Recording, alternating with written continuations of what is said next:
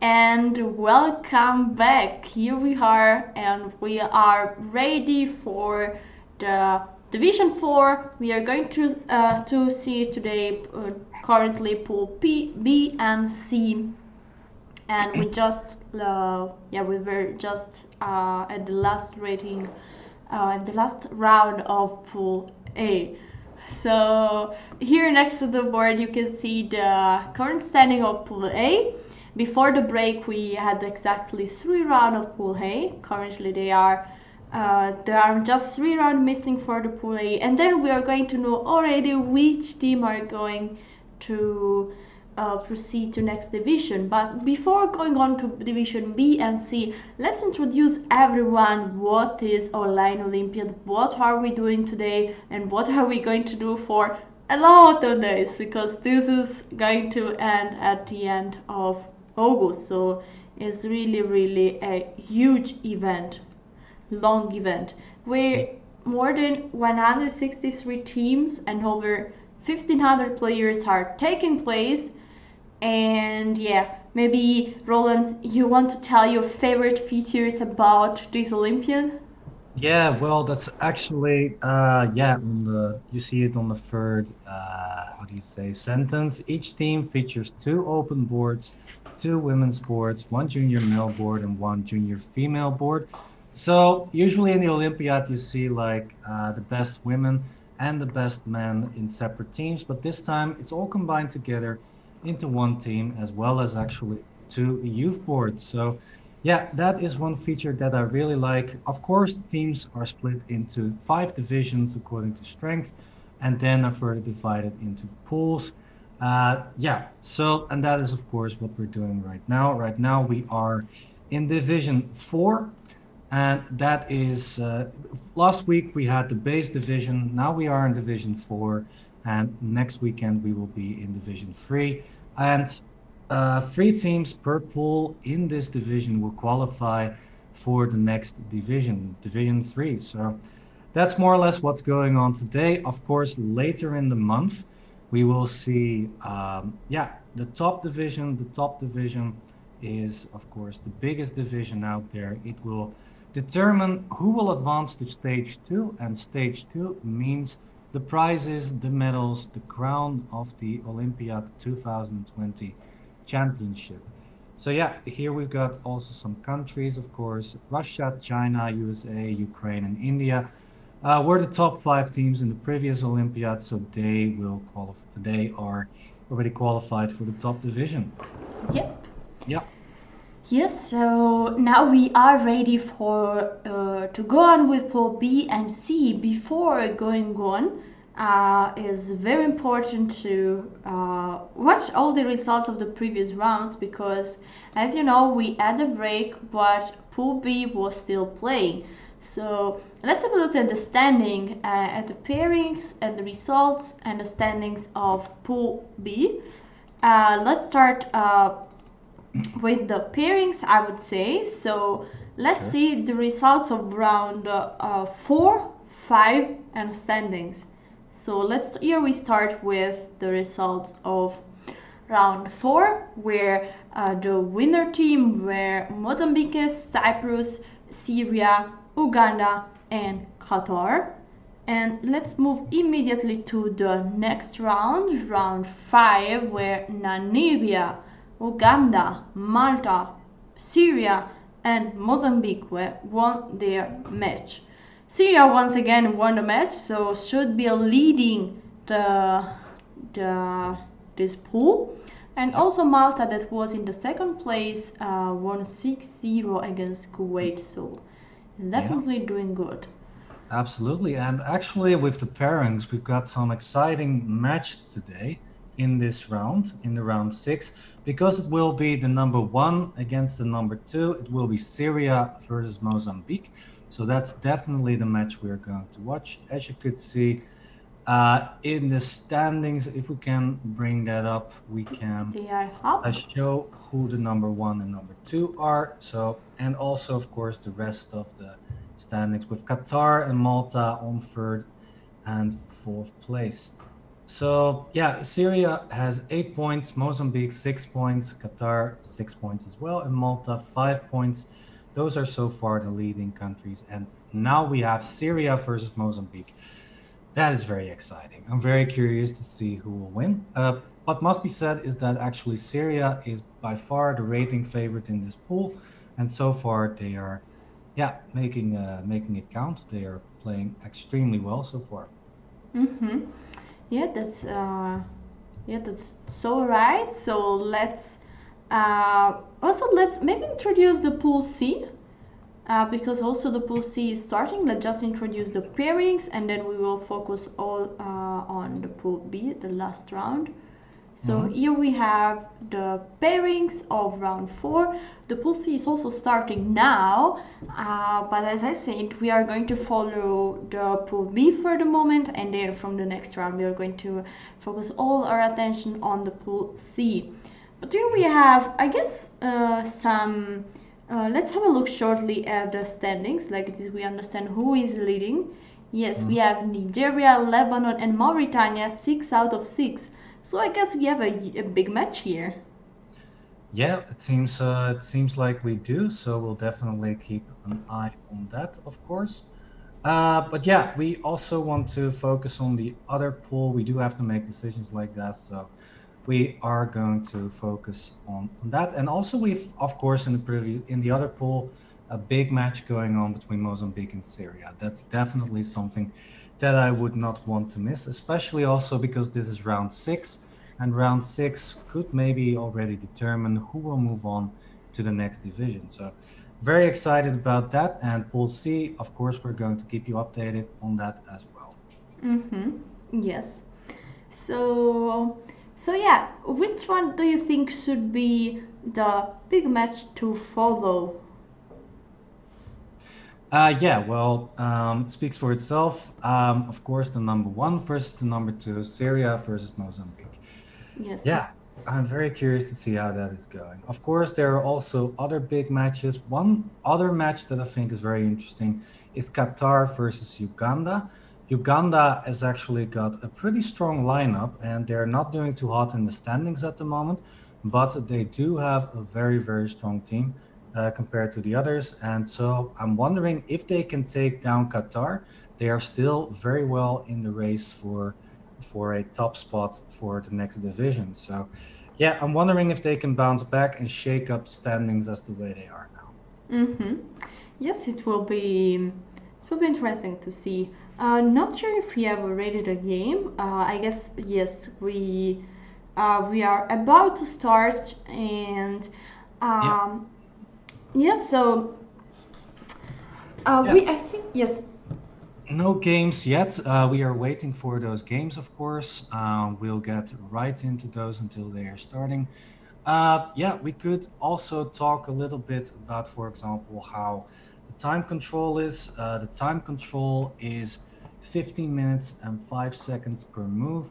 And yeah, so it's more or less a rapid game. And with 5 seconds per move, you will could see some of the time troubles. We have already seen some crazy time troubles, even though 5 seconds is a lot more than 1 second, for example, that you see in Title Tuesdays. And also, of course, some more information for you, some cards to see, some cards to check out. Yeah, is there anything else we need to mention before we start? I think all is clear. Yes, the only maybe I don't know if you mentioned already, but this is extremely important because here we have all the current scoreboard, pool A, B, C, D, and E, and you see the difference of color kindly done by our staff. The team in the white spot are the team that are going to advance the next division. Next division, Division 3, is going to start in less than 1 week. Next Friday, we will back again for the FIDE Online Olympiad Division 3. So here we, yes, here there are already the stream that could be advancing to next division. Pool A, we have Thailand and Hong Kong with 4.12 out of 12. Next weekend we are going, sorry, no, tomorrow we are going to see the big match. And yep, so now we are on Pool B, and there will be a big match between Syria and Mozambique. And guess what, guys? The game are starting. Yeah, So so let's get straight into that match. Yeah, about the teams a little bit. Let me check exactly what their composition is at the moment. So we've got, let me check a few things. So I'm looking at the wrong pool. We are in Pool B, of course. Yeah, so Syria is playing with a pretty strong lineup, especially their board 5, the youth board, is a very strong player, FIDE Master with 1987 rating. That is one of the strongest board 5s out there. Think that he is performing very, very well so far for the Syrian team. Actually, yes, he is. He is now on a 4.5 point out of 5. He is one of the strong holders for the Syrian team so far, doing very well for his team, as well as, if I'm not mistaken, let me check which board that is. Yeah, the board 6 board of Syria is also doing extremely well. Miss Manar Khalil is also actually on a full 100% on board 6. So the last two boards of the Syria team are performing extremely well so far. mm-hmm. All right, and here we have the. You will say me, but might be, yeah. You will say me which board it will be, but we have our Czech against Donaldo Paiva, a candidate master Mhm. um, from Mozambique. Mozambique. Yes, and this opening was a Caro-Kann. I think it went like a main line bishop f5. Okay, but with knight h3, that is not the main line, because the main line was with knight f3, but it's a different idea to bring the knight to f4. And Absolutely. yeah, this is the current position. Roland, do you want to give us an update about the rating here, and also what do you think about this position right now? Yeah, of course, the ratings, because it could be a bit yeah, confusing to see the ratings above the board. Those are actually the Chess.com ratings, everybody, and not their official FIDE ratings. So I'm here to give you guys an update on what the ratings are. And it's so that Donaldo Paiva from Mozambique with the black pieces has a rating of 2162. And the player from Syria, Mr. Aram Czech, has a rating of 2146. So it's a very even matched first board, at least on rating. And then about the position, hmm, looks Mm. looks a bit better for white. I don't think it's that much though. Black is extremely solid, especially with the pawns being on the white squares.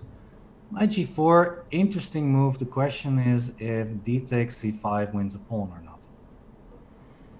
Okay, there is already h3 played, so Ah, that's true. After d takes c5, black has bishop takes h2. That's true.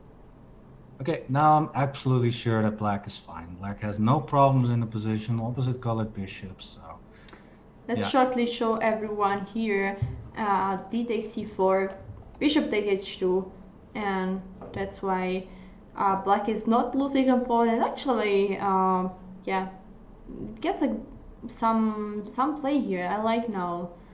Um, Black position. Maybe knight take s3 might be a move. The pawn on e3 would be weak, and also the pawn on c5 is not that strong. So exactly. I think that white should definitely not go for this. So now I understand why white played the move h3. yes. Black will take, f takes, and then rook hfa, g4. Very ambitious. White is here to play, it seems. Although, yeah, what do you think? Do you think white has good chances to maybe push here in this game? Well, it's so balanced also because there are exactly the same composition of pieces. So knight plus bishop with two rooks. And the point is maybe the question about the pawn structure, that yeah, white has a bit more space and it's not so easy for black to create some to push the pawn on the king side, for example, is not so easy because, for example, a move like f5 could be yeah, would make a6 extremely weak. White may be trying to push to g5 in order to fix the pawn f7 and h7 b9, and I like this idea. Gives away the square f5. Maybe a knight could reach the square, but seems very far away from doing that. So I think white is just slightly better, but still the position should be yeah, all normal for black because there is not a real weakness here. I could not add anything to that. That was actually the same as I was thinking. Yeah, so what would an idea be for black? I was actually going to suggest a move knight b6, which is now on the board, with the idea to maybe close down that bishop on c4. For example, if it moves back to a2, then you could maybe play a move like c4 and then play f5, because then the bishop will not be attacking the e6 pawn. Where is, according to you, the best square for the bishop on c4? I think a2. On all the other squares, the bishop might get trapped. So I think on a2, it should be the only move, actually. Yes, because bishop b5 probably 6 and bishop b3 probably c4. So yeah, exactly. Important. Knight takes a4 is then possible. If you play, yeah, it's an interesting idea. I mean, that. What about sure bishop take e6? Yeah, f takes e6. Rook takes a4, I suppose. Take on f1, king takes f1. Take on d4, e takes d4, and now simply a6. It looks perfectly fine for black. Yes, no, but still is a bit more pleasant for white, I think, because this pawn on e6 might be an easy pawn to attack for white. Maybe c3, rook e1, rook e1. Yeah, that's true. White should be a bit better here still, yeah, mainly because of the pawn on e6.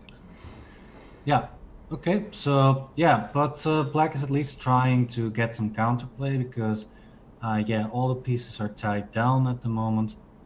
Guess which move we had here? Guess? Bishop a2? No, bishop like e6, e6. Oh, I missed that one. That's actually quite clever. Yeah, because... Oh, that wins a pawn. Yes, because d takes c5 is next move. So f take and d takes c5. Actually, I'm not sure if it wins a... or does it win a pawn? There was a pawn on... Yeah, because there was a pawn on c5. So it wins a pawn. Yes. Bishop c7. Yeah. D take and bishop c7. How do you defend that pawn? Rook a1 simply. If rook takes f1, simply king takes f1. No problem whatsoever. Yeah, white is a full pawn. No, this should. This is looking very, very good for the white player, Mr. Aram. And yeah. Can you remind everyone the rating of the white player from Syria? Yeah. Okay. So the white player actually has a rating of 2146, and the black player has a rating of 2162. So it's totally even matched. Okay. Now, because here the rating of Chess.com seems quite different, but actually is a battle because both players are more or less around the same rating. So here we are, and I really like the white position here. So okay, rook take f1. I guess king take f1 is the right way to go. Yeah, it's clearly the right way. Why king d7? Okay, trying to bring the king that is with a value of 4 points towards the center, and yeah, and to make use of it. But now let's move to another board, probably board number 2, and here we are. Yeah, let's see who these players are. We have Wilton Coca-Cola. Okay, sorry. Against Ahmad. Oh, wow. Is this the real name? Ahmad Hamad? I mean, it's just the age changing? The parents were really... Oh, you're right. It's like an what's it called? Anachron or something? Yes, anachron. Yeah, I know what you mean. Yeah. So Yes. saying the same letters in the first name as in the last name. That's true.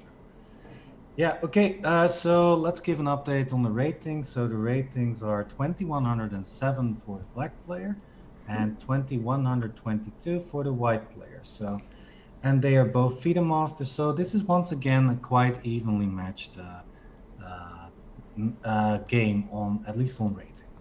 Mm-hmm.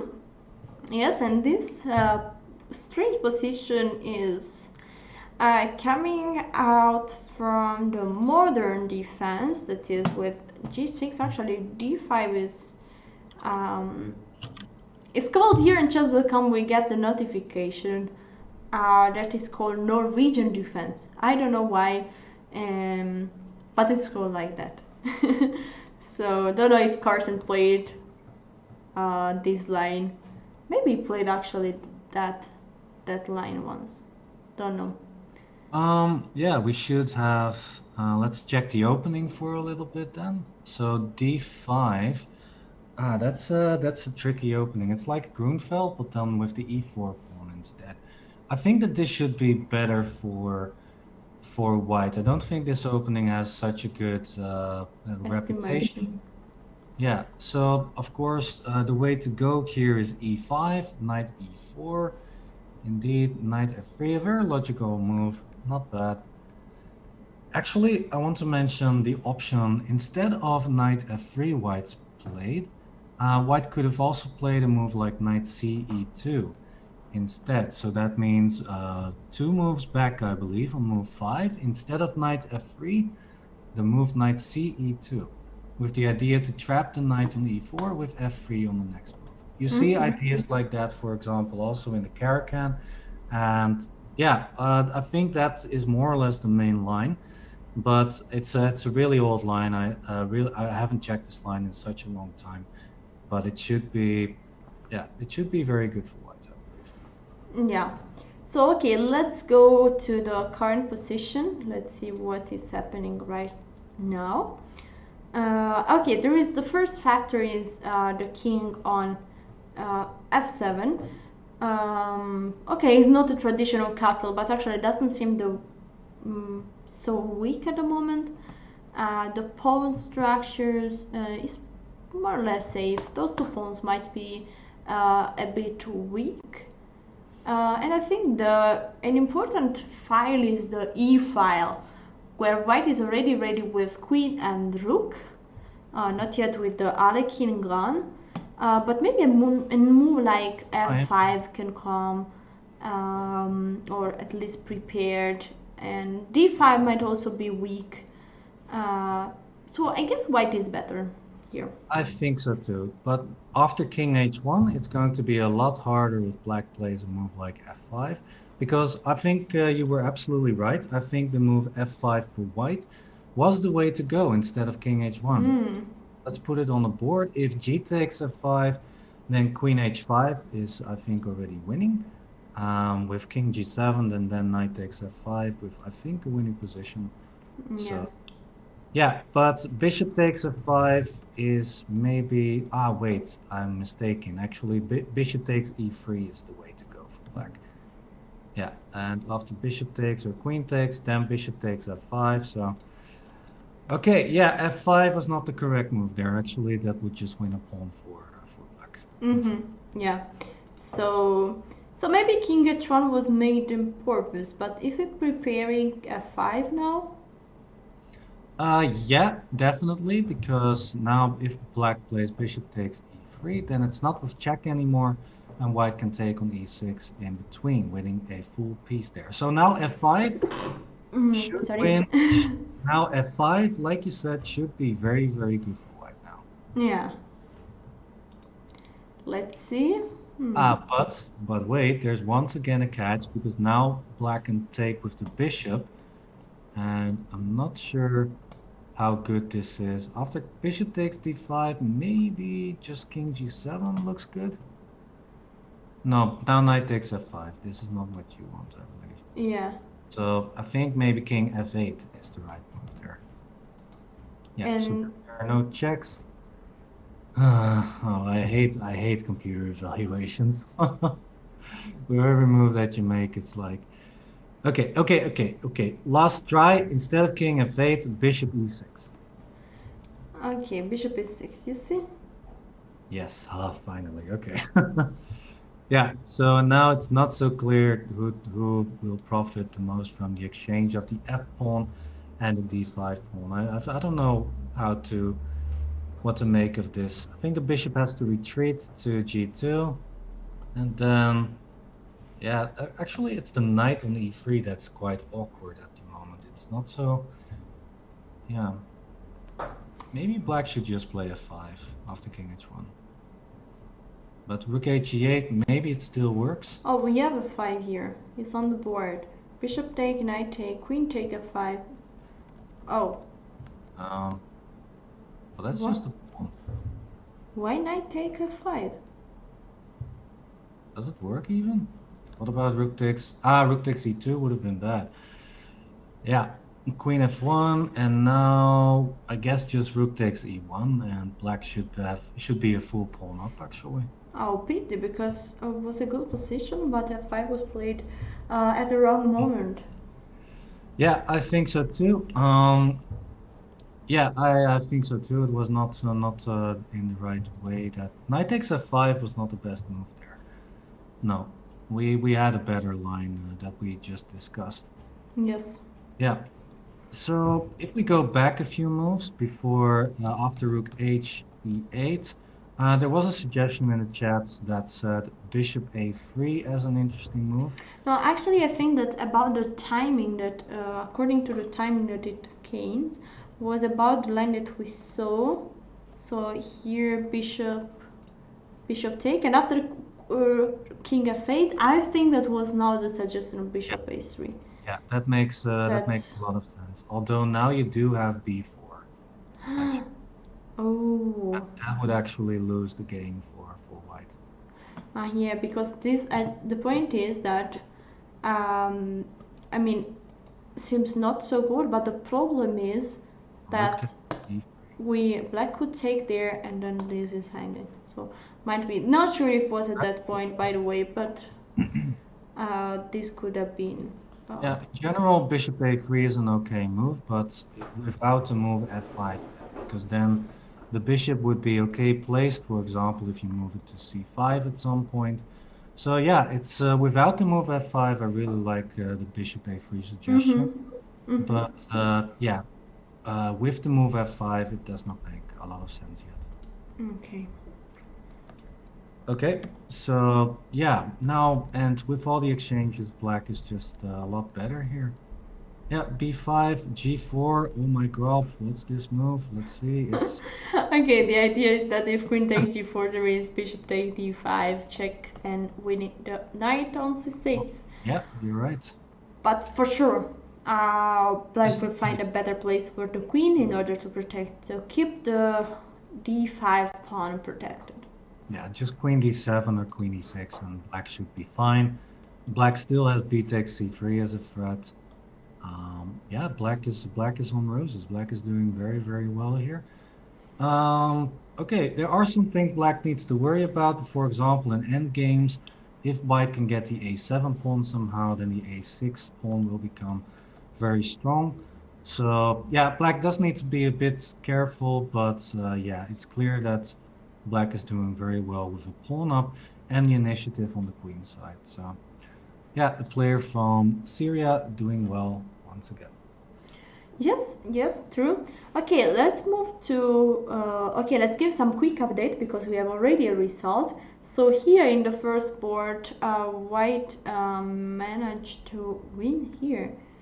It went very fast. I mean, we were more or less at this position where we said that white is slightly better, but then a few moves later, we were in this hand game where white is a pawn up. Maybe we should find a critical moment where white won the pawn. Yeah, that was the bishop takes e6 move, which we saw earlier. Yeah, that's true. Yeah, so, and then I guess white simply outplayed his opponent after rook takes, king takes, and moving up the h pawn later. Yeah, with rook h1 and h4. Yeah, very nicely played. Opening up the h file is pretty huge because after rook h7, white will simply yeah, win the game. Yeah, because after rook h8, in the next move, white will win the rook. Yes. So king d8, for example, then rook h8, king d7, and knight f6 or knight c5, Yes. winning material. So yeah, that is why the black player resigned. And that means that Syria is actually in a 1-0 lead so far. Yes, so good game. Let's go. Actually, there is also another result, so let's mention it. Here also black won, but this time is the player from Mozambique. So they are 1-1. They are 1-1 at the moment. This I think it is the junior. Yeah, the Um, junior board. Exactly. Yeah, the junior board, there was some rating difference. The white player from Syria was actually 1987 rated, and Vasco from Mozambique was actually 1862 rated. So, and with the black pieces, so that's actually quite an upset for from yeah, and also board 5 was one of the strongholders for Syria, so that Mozambique took that victory home is actually quite huge. Yeah, well done by the youth player from Mozambique. yeah, yeah. Okay, let's move to board to the women boards. Yours, this should be the first women board, and we have with the white pieces Rola Mahmoud, and with the black pieces Banya Fausto. Yeah, And what about the ratings? indeed, that's the board 1 of the women's section, board 3 of the match total. Miss Mahmoud from Syria has a rating of 1771, and Miss Villette from Mozambique has a rating of 1756. So it's basically an equal match based on rating. Yeah. But based on position, doesn't seem too much an equal match as black has a is a rook hop, and yeah, also there could be idea here. I mean, okay, I think just yeah, Just taking grab the knight. consistory. Yeah, a full rook up, that's way too much. Btech c3 looks logical. You could also play queen a6. No, not scratch that. Don't play that. Just take the knight indeed. Yeah, queen take. And No. I'm just curious, is it possible to take here? Yes. Yeah, it is. Queen takes a8, king g7, and the No black. checks, and so the pawn is promoting, so any lawyer's way to win the game. Yeah, So I think yeah, so. I think it's perfectly safe to do that. I don't think there's any, how do you say, perpetual as well going on. So yeah, c takes b2 looks perfect. Yeah. yes, good. So let's see how it went exactly like that. But now was played queen a6. That yeah looks a bit safer, but is good as well because next move will be c take b2, and okay, okay. We have some more moves, but A uh, full rook up, no problems for black whatsoever. So this should be a win for the Mozambique player, and that means that we've got a tight match going on. On some boards, Syria is doing well. On some boards, Mozambique is doing well. So we've got everything we want so far in a top match of this pool. So yeah, very yeah, excited that's about so true. far. Okay, let's go on with the second women board. And here we are. This time the white pieces is the player from Mozambique, Noisa Arridas, and with the black pieces we find Mada Iyazi. What about this position? Yeah, oh, that's a weird position. Materials equal so far. Black has the bishop pair. White wins a pawn. No, does not win a pawn on b7 because if bishop takes b7, then f6 wins the knight. You should not have taken that pawn. Uh oh, uh oh, Yeah, this is oh god, very oh. lucky there for the white player. They are under time pressure though, so it is understandable. Is this still holdable? Well, opposite colored bishops give more drawing chances, of course. The knight on d4 is perfectly placed. So yeah, black still has some chances, but Yeah, it's looking Yeah, I very didn't good. like this move because was allowing knight c4, knight c5, and the knight from a4 is also protecting the pawn on b2. Yes, So okay, also but this bishop c1, bishop d7 is working. looking good for white. White's going to be 2 pawns up. And notice that the knight on d3 is protecting the b2 pawn nicely on d3. So actually that means a win. If this is going the way I'm thinking, would it mean a win for Mozambique? And Already that, 3 points. means that would Mozambique has a potential of at least 3 points. So is this going to be an upset? Let's see. Let's go. Let's move immediately to the last board. Like this, we are going to understand more what is going on. Yeah. And white is a full rook up.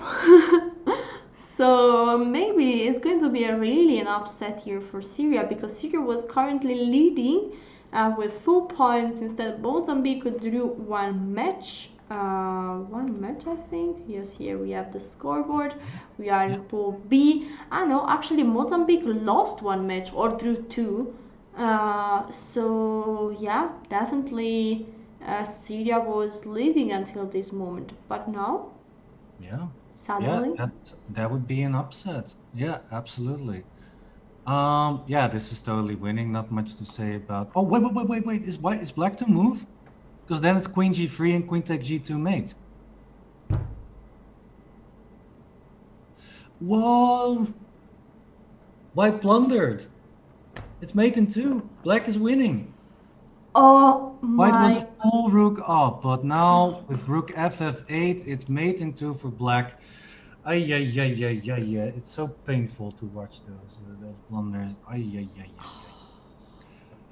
Oof, boo! that we did not expect. So this was actually, we have to switch it, turn it all around. It is a victory for the player from Syria now. The white player must be kicking him or herself pretty strongly. Uh, Yeah, yeah, right now. Oh, that was so upsetting to watch.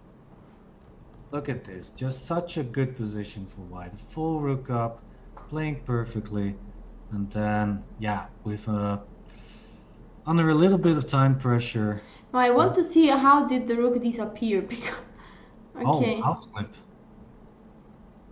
Rook mouse slip, yeah, six. Yeah.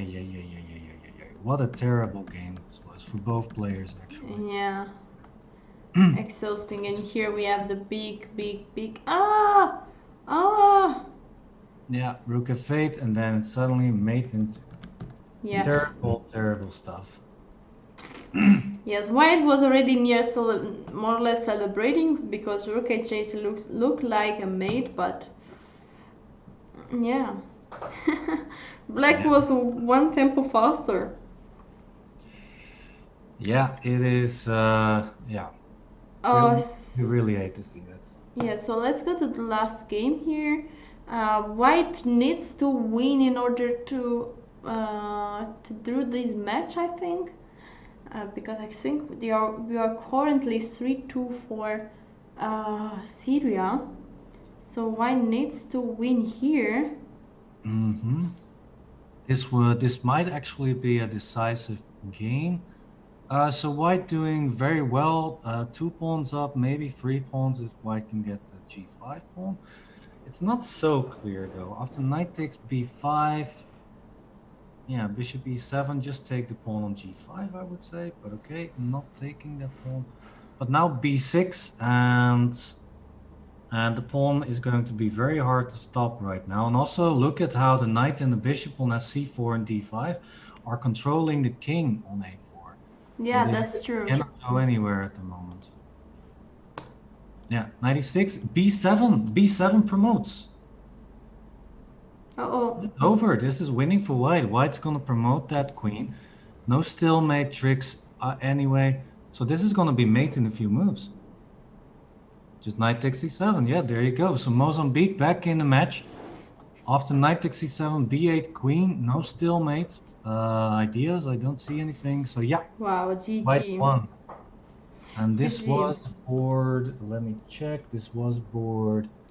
And this was board. Board 3. Board 4, actually. Ah, Yeah. board 4. board 4. So the second board of the women. So then means we have, I guess, all the results. I don't know Yes, what and I asked again the power of the fingers. Yeah. yes. So first Right, board, let's go. Let's go. Here we go. a victory for Syria. Second board, white won, and white was Mozambique. So victory for Mozambique. Yeah. Board 3, black won, and this is again Mozambique. Board 4, Mozambique again. And oh, so guys, I think Mozambique won because board Mozambique won. Wow. wow it's 4-2. Board 4, yeah, another Mozambique and another for Syria. So might Right. be a 4-2. Looks like a 4-2. That means that is a big upset in this match. The number 1 lost to the number 2, and yeah, well done by Mozambique. I did not expect that. Syria was the rating favorite in this pool, but now they lost to Mozambique and with 4-2. Wow, that was but the game. Okay, so that means that the mate in 2 that was missed by the Mozambique player was unfortunate, but luckily not fatal for the team victory because Mozambique still won the match with 4-2. So nice, well done. Yes, so let's see if we have still some games. Yes, this should be the first games if I'm not in the first board, if I'm not wrong. Cyprus against Namibia. And is this endgame winning? Because mostly bishop plus rook against a rook should be a draw. It's very hard to defend, but should be a draw. But with an extra pawn there, extra couple of pawn, might be that he's just winning, no? Yeah, it's simply winning. White's going to capture that a pawn. For example, you could play rook d6 now, check rook a6, you win the pawn, and so a pawn extra is very easy to win Yeah. after rook a6 here. Yeah, very easy. Okay, there are still some checks. Yeah, but you just run away. Mm-mm. Wait, that's not exactly true. If you move the king to d5, for example, black at rook takes a4. So you need to move the king backwards. Yes, And then so it's all like this. Now going near to the... yeah, just move your king towards the rook, no checks, take the pawn, and then queen. It's fairly straightforward. No, yeah. So the Namibian player will win this, and that would mean that they at least will have a tie in the match. Yeah. Alright, so let's see some other boards here. We are with... Okay, with Myanmar against France. I guess this is not a game we we should look for. Yeah, this was a crazy house. 1 minute. All right. Yeah, that's not one of the games that we're following right now. No. Yeah, we'll see if there are still some games that we can check. So this should be the last game. This one. Right. This end game, white is going to... Yes, white just took the pawn. Now white needs just to go to move the rook and start to push the pawn. And yeah, it will be a GGO for white. Yeah, well played. Yeah, it's a lot harder if the pawn was off the board, but still, we've seen some top grandmasters losing a bishop and rook ending versus a rook. For example, a famous game is a blitz game between Peter Svidler and Magnus Carlsen.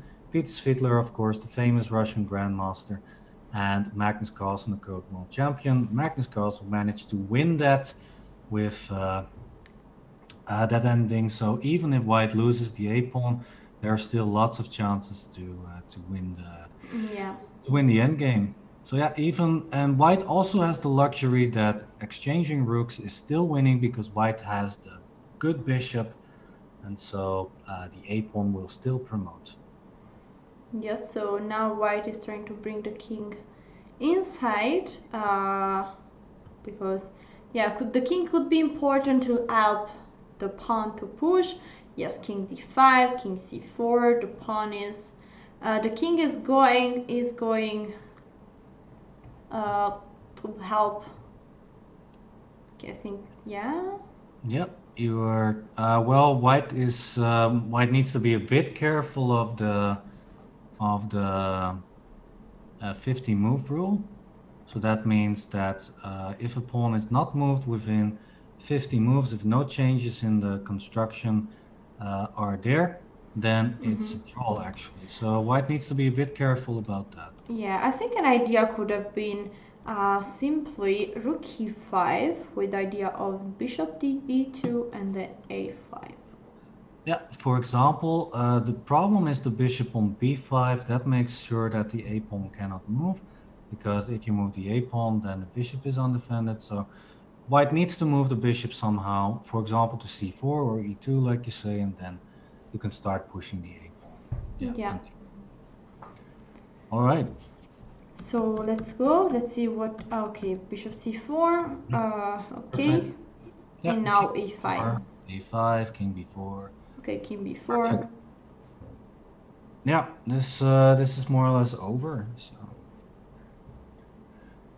All right, that means we are going to wait until this game is finished. We are also going to, of course, wait until the standings and results are updated.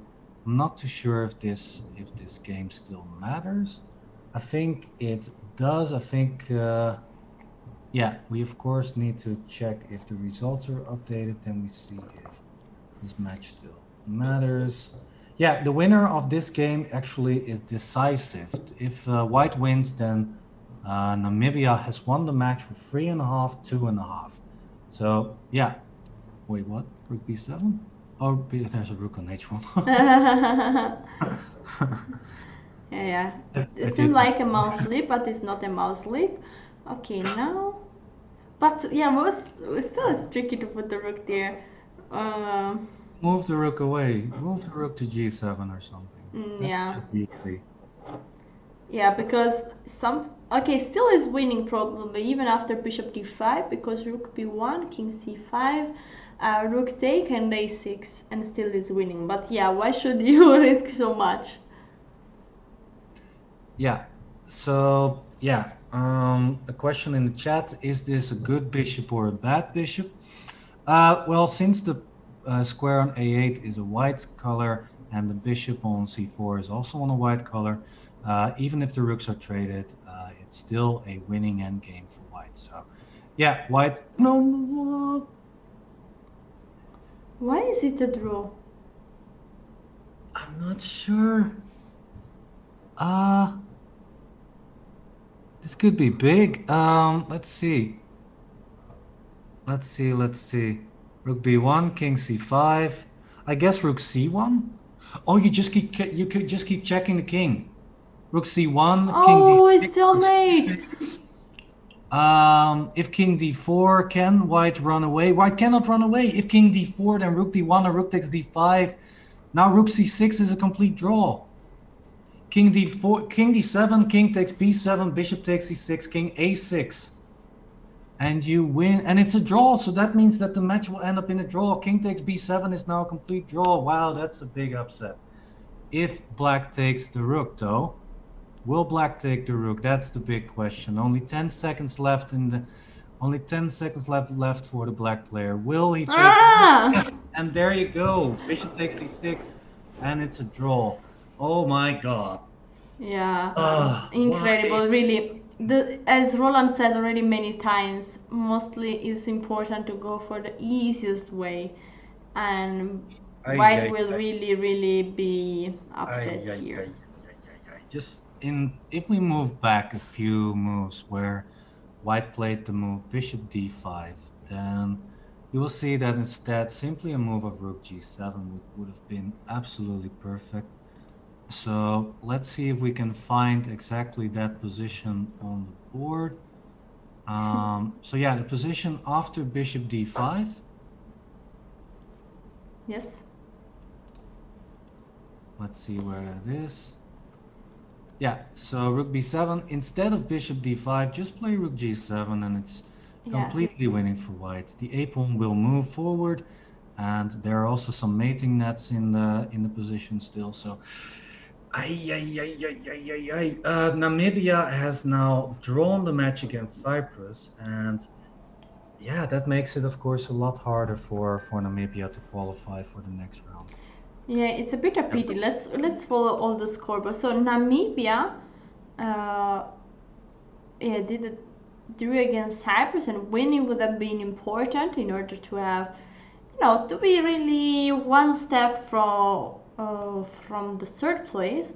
According to the official standing, Syria, Mozambique, and Malta are doing really great. Mozambique just won against Syria and took Syria to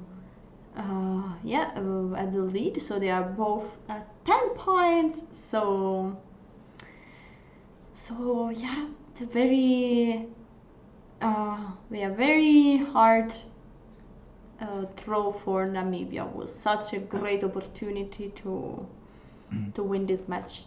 Yeah, absolutely. Namibia more or less needed to win that match to improve the chances for qualifying for the next division. And Mozambique and Syria still going strong. Syria losing the match against Mozambique, but still in the lead. So not a big problem there. And of course, we also have the other results for you. Namibia, as said, drawing the match against Cyprus. Mozambique, Syria, 4-2, as we've discussed. Kuwait, Pakistan, 3-3. Both teams are not making any progress there. Rwanda versus Malta. Malta cleaning up that match with 6-0. And Qatar, Uganda, 4-2. I'm still Uganda making a big comeback, because I think that today they've won all their games, so they are also still a little bit in the race. They still can hope for the third spot in this pool. So yeah, still nothing decided, but Syria and Mozambique, and of course Malta, still going strong and looking good for tomorrow. Yes. So for sure at the end of the day we are going to see again all the score of Pool B, but as Roland said, Syria, Mozambique, and Malta are now doing really great and are in the first three place.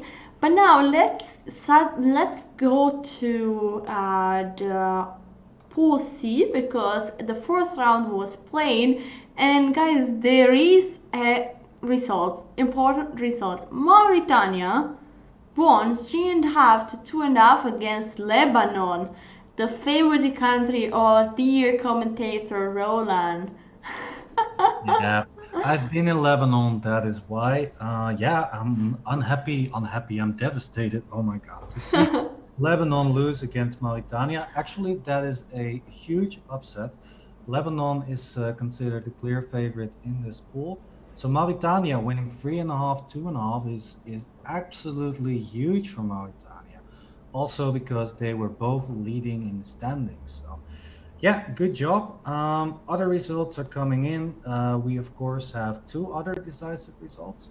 Eswatini losing their match against Lesotho with 2.5, 3.5, and Oman losing the match against Malawi with 4-2. The other results are still coming in. Yes, actually, Nigeria already won the match against Cameroon, but one game is missing, and we don't know yet if Ethiopia Sudan is a draw or a victory for Ethiopia. But I guess we can eat a short break, and then we will be back with the results, and we will go on with the Pool C round 5. Yes.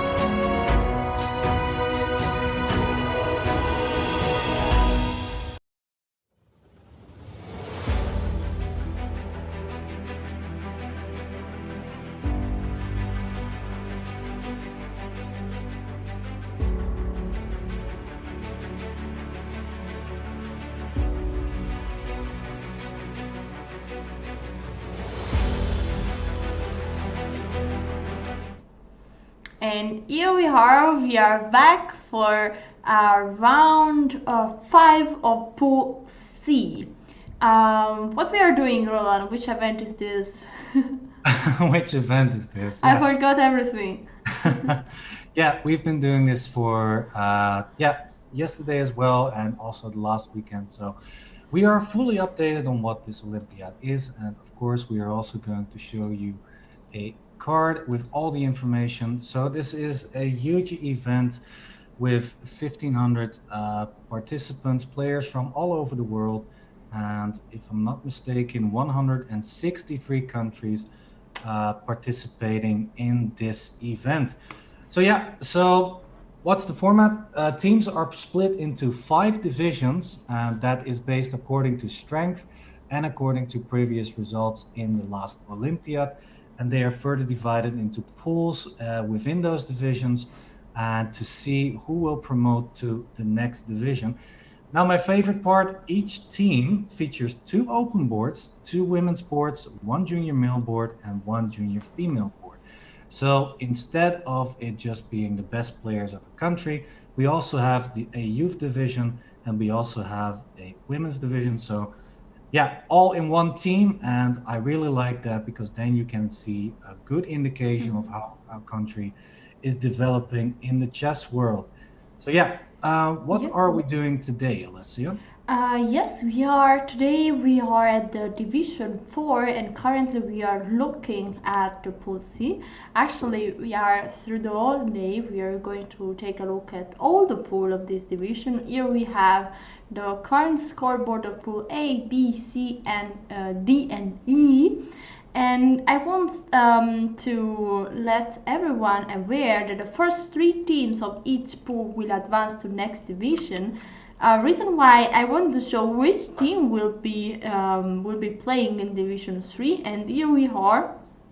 Is your team there? And I see already some European team, but actually there are a lot of teams that are more known. For at least we see there more often, and yeah, here they are. There are 12 teams. 3 per 5 means 15 teams are advancing, so they are 35 teams for a total of 50 teams. So yes, Yeah. some math is always important, you know. Some quick math, and I think it was all correct. So absolutely. Yeah. So yeah, we are now, of course, like Alessia said, in Division 4 with 5 pools, and the 5 pools we will cover throughout the day.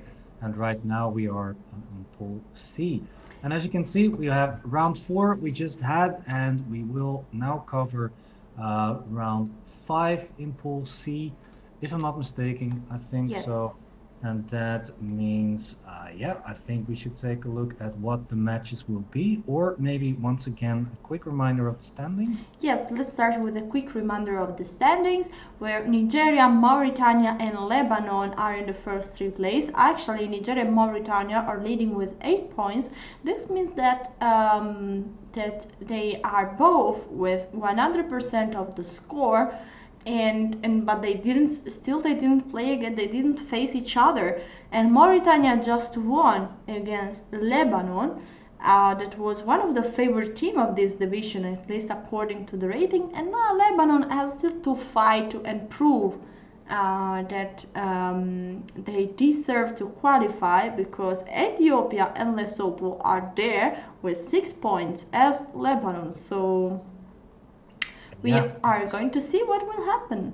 of course. Yeah, and it's exciting. It's very exciting to see. I really like how Mauritania is mixing themselves into the top teams. Before the whole pool started, Mauritania was not on my list of The big teams, favorite. the favorites to qualify for the next division. Nigeria was and Lebanon was too. They are doing quite well still. And actually, we still have Nigeria still has to face Mauritania and Lebanon. So I'm definitely looking forward to see those matches. Yeah, but in this round, that's not going to happen, unfortunately. But we will, of course, check which match would be very interesting to follow. Yeah, I think that Ethiopia against Lebanon can be very interesting as they are both at 6 points and they are currently third and fourth place. This means that this can be really a critical match for the qualification. So yeah, let's see, let's follow these matches, Roland. You're up to it. You're up to it. Yeah, so indeed, I do believe that Ethiopia against Lebanon is the most interesting match to follow. Mauritania versus Cameroon. Mauritania, the big favorite. Malawi versus Sudan in the lower rankings of the standings. Sudan, I believe, is the big favorite there. Lesotho, Oman. Those are two teams that are also pretty interesting. Lesotho doing very well at the moment, and Oman qualifier from the base division, but still Oman, At 0 points. at 0 points. Okay, so there you go. Lesotho is clearly the favorite in that match as well, and also in the last match that we have, Nigeria versus Eswatini. Nigeria, of course, the big favorite there. Yeah, Nigeria. is top against bottom as you can see. Nigeria is at is first place currently, and Eswatini at the last place. So it's like I don't know if in English is famous, but in the Italian culture, yes, David against Goliath. Oh yeah, yeah, David against Goliath. Yeah, yeah, that's a really famous story. Okay, okay, so it's famous Yeah, everywhere. yeah. So let's see if David will be able to beat Goliath. Yeah, that's nice. That's very nice. I think the story about that was how David was just a normal guy and the Goliath was this big monster that he had to fight, and eventually he managed to do so. I think it's actually in the book of, isn't that, uh, yeah, well, anyways, it's a famous story from a famous book. I don't know exactly which book it was. I'm not sure as well. Yeah, Might be the Bible. might be the Bible, actually. Yeah. Have you read the Bible, Alessia? No. No, but don't know why I thought that might be, but don't know. Well, yeah, we've got the person in the chat saying it's the book of Samuel or Kings, one of the two. Okay. And Max is saying it was the Bible. So Okay. yeah, okay, King David of Israel. Yeah, indeed. All right. Yeah. What's up? No, we are the people behind the scenes are saying, guys, don't you know your stuff? Don't you know which book that story is from? It's such a famous story, you know. So yeah, apologies Yes, for that. I'm not religious. I don't have big knowledge of that. So yes. Let's forgive let's me. let's make a bit. Let's embrace a bit. Simon just wrote us, guys. What are they teaching you in Europe? Yeah, well, of course, some of my Christian friends know exactly what's up, but actually, my first guess was the Bible. So, yeah, and also Alessia. So, hey, maybe we did know it unconsciously. So, don't give us too much of a hard time, okay?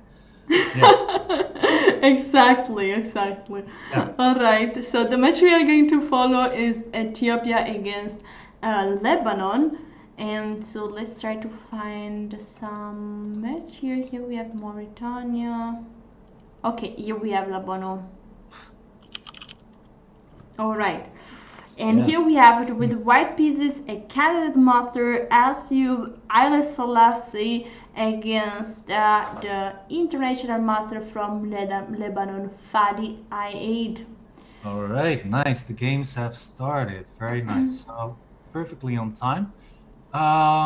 Let's see what the rating difference is then. Yeah, so Fadi 8 has been playing also yesterday, I believe. So let's take a look at what their ratings are. Yeah, so Fadi Aid has a rating of 2337, while the player from Ethiopia, Mr. Tadiz, has a rating of 2097. So the player from Lebanon is the clear favorite in this match.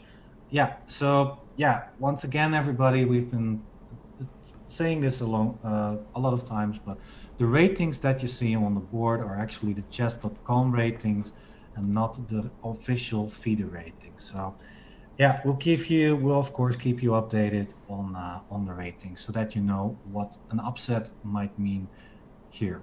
Okay. Yes. What about the position, Alessia? Yeah, I was thinking. I mean, my first impression was that the queen on f6 was trapped after bishop g5, but then I realized that there is a bishop on f3 hanging. So I guess not. The queen is not trapped. Actually, the queen is attacking the bishop on f3, and now white has to find a way to yeah, a way to face it. And he found a very creative way. King e2. White want to. The idea is probably that the center is completely closed, so might be the center the best place to put the king. It's an interesting move. Yeah, you're threatening bishop g5, and yeah, I'm wondering though. I think that black is doing pretty much all right, because the dark squared bishop might get traded off. Yeah, let's take on h6, queen takes h6, and I'm considering queen f4 here. Yeah, with the idea that if you exchange queens on f4, then there will be a nice square for the knight available on e5.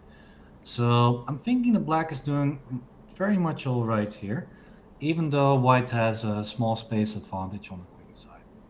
Yeah, and what about after queen f4? I think that after queen take f4, e take f4, due to the square on e5, black has a comfortable endgame here. Might be also better there.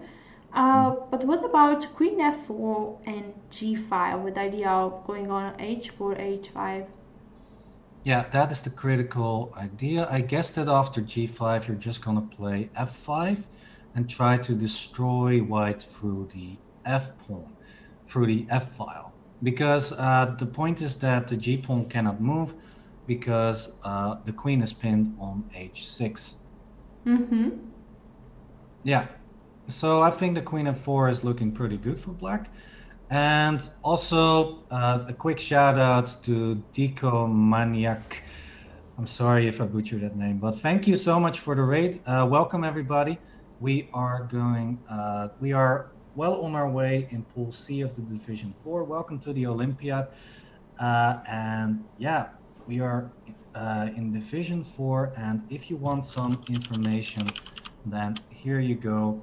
Click on the links that I just shared in the chat. And yeah, just enjoy the show. We have got a lot of fun games and fun moments ahead of us with some countries that you might not have seen before ever in chess tournaments. Yeah, there are lots of countries that are very participating here and countries that you don't see very often in the chess scene. So yeah, welcome everybody. Welcome everyone, and here we are discussing the first board of one critical match, that is Ethiopia against Lebanon. And as you can see, we have an international master with the black pieces and a candidate master with the white pieces. And Roland, did you give already an update about the ratings? Yes, okay, yeah. You can shortly check, but we will talk. We were talking also about this position. That what we consider very critical here was queen f5, g5, and f5. Yeah, Because black exactly. cannot just chill here around and wait for white to play h4, h5, and h take g6. But f5 is the favorite move of the grandmaster Roland Pressers, but also seems very powerful in this position because there is a king on the center, and the g pawn cannot take the pawn on f5 en passant because the queen would be hanging on h6. And so it means that the center might open drastically, and there is the king on e2. So this looks extremely dangerous for white.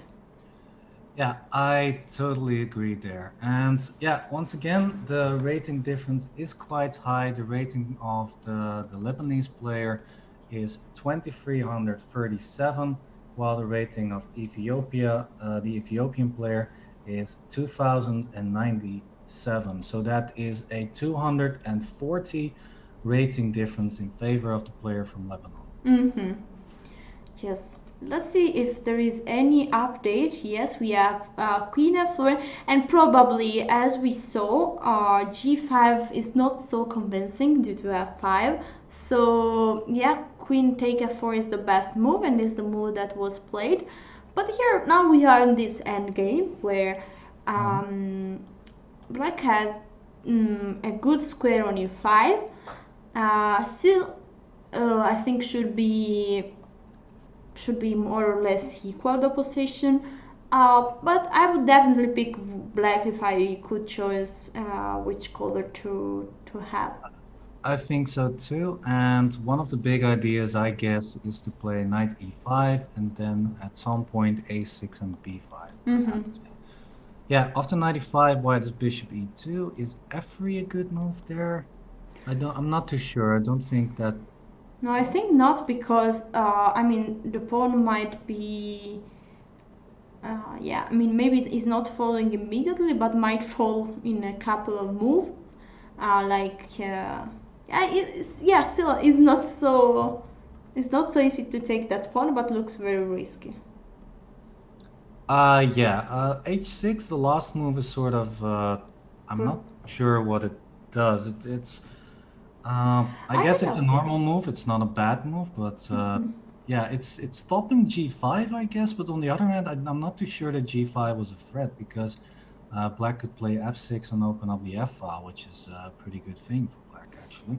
But okay, h6 definitely not a disastrous or bad move. It's perfectly okay. Um, But like you said, I do believe that white is more or less okay. I would also definitely pick black here.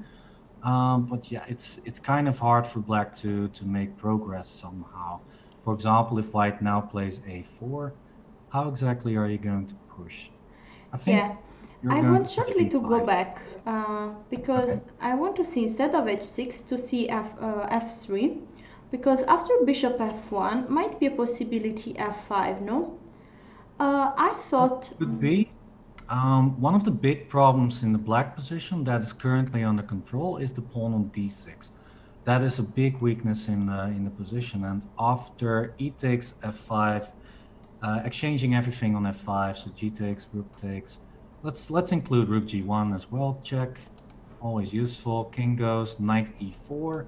Then suddenly you're having problems with the d6 pawn. So I don't think that is something that you want as well. Mm-hmm. So, and the pawn on e4 is very nicely covered by the knight on e5. So I think it would be a big waste to play f5 here. Yeah, Yeah. yeah, I agree. So so yeah, f6, f3 might be an idea, but f5 is giving the a5 square that is the perfect square for the knight. So yeah, better not. And let's see the current position. Okay, as you said, a4 was the reply was a5. Is the idea to bring a rook to b6? I really don't like a5. It's closing down the position very much. Yeah, maybe rook a6, rook b6, but white then has knight b5. And we could actually show that on the board. So let's say you play a move like, let's play king e2, for example. And after rook a6, let's play a move like rook ac1, just playing a move. Or the other move, rook, doesn't matter. Rook b6 and now knight b5. If you take on b5, a takes b5, then the rook is forever stuck on b6. So yeah, And I don't white. think that is a big plan for black. No, I think maybe a5 is not disastrous, but now it's becoming a lot harder for black to make progress. Black is definitely going to need to switch to the king side, but usually that involves an f5 break, and we already saw what that could mean for the black position. So yeah, very skeptical about a5, but still black is doing absolutely fine, of course. Yes. If you move back a few moves, of course. Yes, sure. So here is the current position. G5 is on the board. So maybe was this the idea of, yeah, behind, actually G5 was possible also without H6, but just the structure seems a bit more stable like that. Yeah, it seems that the only plan black has to continue moving forward is to play h5 at some point and making use of the h file. Actually, that could be very hard for white to stop. Yeah, so a sort of preparation, king g7, rook h8, and then starting to consider maybe rook h7, even a rook a h8, and then h4, h5, or h5 immediately. Yeah. Knight g1. So I think that's according to Max's plan. Max in the chat. Knight g1. I think black is perfectly on time because the h file will still be of use for black. So maybe even now h5, or maybe now let's just wait a few moves. Let's just play king g7. f3. After f3, then h5 is perfect. Just move the rook to h8. I think after f3. Then h5, then white should play a move like rook h2, and then after rook h8. Okay, let's see it. Yeah. Okay, we have bishop e2. That is more or less the same idea, but white doesn't want to move. The pawn. E2 is a normal move. It's definitely not bad. By the way, without the knight being on c3, now rook a6 and rook b6 is definitely an idea here to try and create some problems, perhaps at some point. Yeah, that's true. Black definitely in the driver's seat, but it's with the closing of the position, it's very hard to break through at some point. So white is just going to try and hold this. Yeah. Oh, one plan I haven't mentioned actually is to sacrifice the f pawn with f3, then bring the king over to e5 at some point. That's also definitely an idea, right? Yeah, because you still have everything under control, and maybe you could start attacking the e4 pawn, for example. Yeah. And why do you need to sacrifice the f pawn? So that the king can make place, so that the knight can make place for the king. Okay. E5. Yeah. But okay, now knight f3, now it's not necessary. Now you can just take, and play king f6, king e5. Yeah. Yeah, but once again, it's very hard to break through. It's really a too closed, very close position so far. Yeah, there are some breakthrough. I mean, very few, always less and less. F5, H5, and something like B5. But at the moment, just A5 seems something that could really be an idea because the other moves look too bad as two pawns are controlling that square. Exactly. I think white is can hold this. Yeah. But okay, we have, of course, more games. This is only the first board. I'd say let's take a look at board 2 if we can find it. Yes, here we are. With the white pieces, we have the candidate master from Ethiopia, Ida Gndhem. And with the white pieces, we find Maroon Tomb from Lebanon. Yeah, so let's a quick update of the ratings. So player from Ethiopia with the black pieces has a rating of 2074, while the player from Lebanon, Mr. Tom, has a rating of 2177. So about 100 rating difference in this match in favor of the white player of Lebanon. And this position is looking very promising for white. The only problem on white position, I would say, is the pin here on this diagonal. But now white is doing really, really great. I think e7 with the threat of rook f8 will be deadly. And also just rook f7. If, for example, black plays queen e7 in this position, then rook f7 is more or less killing. Yeah, looking very harsh. And like you said, then e7 is looking extremely dangerous for black. e7, the big finisher, I think, in this position. Yeah, I think it's over. Actually, I think was it over? Not 100%, but okay. It's looking good, really, really good for white. I mean, after maybe rook f7. Okay, what e7 now? e7 Okay, now. also, no, it's not good. But rook f7 might be. No, just e7 looks perfect. Bishop take e7. Then knight takes b5. Winning an exchange, and you also have rook f e3 after that, winning the bishop on e7. Yeah, true. So really, yeah, and e7 is on the board. So this is going to be a quick win for Lebanon. Yeah, very much looks very like. Good. Yeah, so now knight takes b5 and rook f e3 wins more than just an exchange. I think it's a full rook up for white. Yes. A takes b5, rook f e3, and it's resign time for black. Yep. Unfortunately, of course, but well played by the Lebanon player. Okay, let's go on to the women board. Here, this should be the first women board. With white pieces, we have Lida Tabat Haile.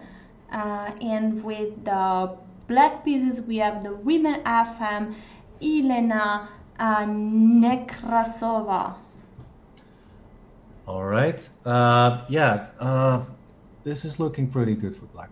Yeah, black is 2 pieces up and is going to collect a lot of pawns. So, yeah, not too much to add here. So let's move immediately to the second women board.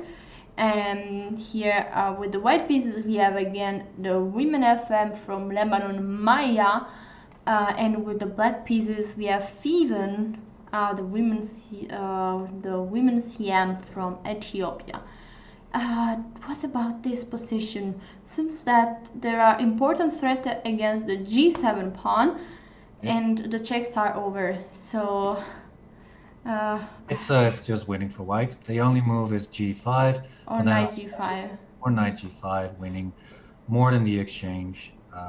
Winning just the game, because after h takes g5, white's a piece up, and I think white's just gonna mate after queen h5 after that. So looking extremely good for white. I'm very curious if white is what white's going to do after knight g5, because it is a bit difficult and tricky still. After knight g5? Well, I mean h takes g5? Yeah, just h takes g5, and it's winning. H takes g5, maybe even rook takes g7 is winning. But or knight takes f6 and then queen h5. Yeah, that should do it. Knight takes f6 and queen h5 is mate. Yes, but what about queen h5 immediately? Also good. Yeah, also wins perfectly fine. Yeah. With the same threat, queen f7, queen takes g7, and knight takes f6. So. Yeah, over. So that means that the two women's board of Lebanon, who are actually the rating favorites in Pool C, Lebanon has the highest rated women players in the pool, and they are showing their worth. Yes, absolutely. And I think that Lebanon is doing really great, because already here there is the resignation for black in the first women board, also a resignation, so Lebanon won again. And here Lebanon is going to collect the third point of the match. Let's see. Yes, there are a few more moves. Knight g5, h takes g5, f takes g5, and queen h5. So now the threat is clearly rook f7 is mating two guys. Yeah. I have some news about board 5, by the way, of Lebanon versus Ethiopia. That was actually a forfeit. There was some problem, I guess, for the Ethiopian player to show up for the Um, round or some connection problems, I guess. I'm not sure what was going on there, but it means that the Lebanese player, Samer Salman, has won that match through forfeit. So, mhm. yeah, that means that I think Lebanon is already winning the match. So, Yeah, yeah, yeah. I guess so. So, so yeah. Okay, let's see what is happening on the other boards. We have not checked every board so far in this match, I think. Well, I don't have any other boards. I don't know what is happening in the junior female board, but Exactly. should be the sixth board of this match. But sadly, we don't have this game right now. Let Okay. me check if we can get it. Yeah, unfortunately, I also don't see that game. So yeah, we'll some problems there, everybody, but we'll try to find every game, of course. And Yes. otherwise, we'll just focus on the other games that are still going on, obviously. Okay, this is looking like a mate in one after queen of seven, queen takes g7. Yeah, white Yes. won that game. And here we have, let's see which games are still going on. Yes. I will go. Sorry, very fast here. Okay, this is the first board. Yeah, that Let's see looks if we get something else. No, guys, we don't have other boards of this match. I mean, yeah, the last two boards are not here. But okay, let's focus on this first board. That is quite an interesting end game because it's not so clear if there will be a breakthrough in this position. How does it look the position now? Yeah, I think, yeah, what's going on here? Black is a pawn up, I think, no? One, two, three, four, seven versus six. Yeah, you're right. You're right.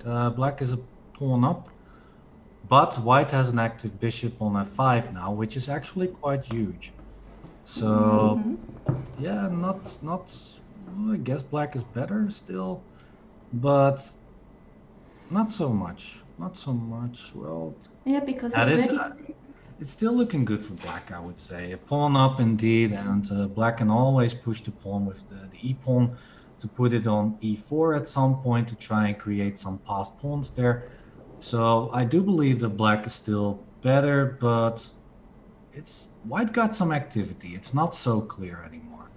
Yeah, for example, rook h1, rook e1 is more or less already a draw offer here because black has a hard time protecting all the pawns there. h5, I like that actually. G takes h5, king h6, creating another weakness on h5. Yeah, It's and getting can be an complicated. idea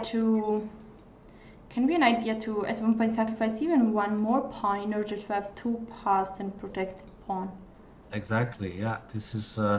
I think that white needs to play a move like king. No, king d3, then rook b3.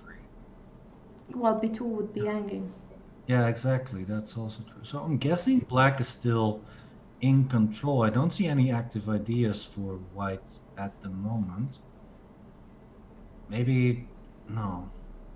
No, I guess this is still looking good for black. Yeah, black has the most active position still at the moment. So yeah, white is still in trouble. Time-wise, black has a little less time, but nothing too serious. So, but yeah, time trouble is going to become a factor in the upcoming moves. So yeah, I think Yes. black's doing great. Like you said, G4 would be a big move here at some point. Mm-hmm. Yes, let's see if there is a sort of preparation. So I was thinking, isn't it better maybe to try to push e4 here? Because the it would be better to have two passed pawn on the g and have file, I guess. Yeah, Um, yeah. That could also be very well an idea. Yeah. Yeah. I don't see a good way to stop that. Oh, wait. I got an active idea. What about bishop e6 here for white? bishop e6 here, huh?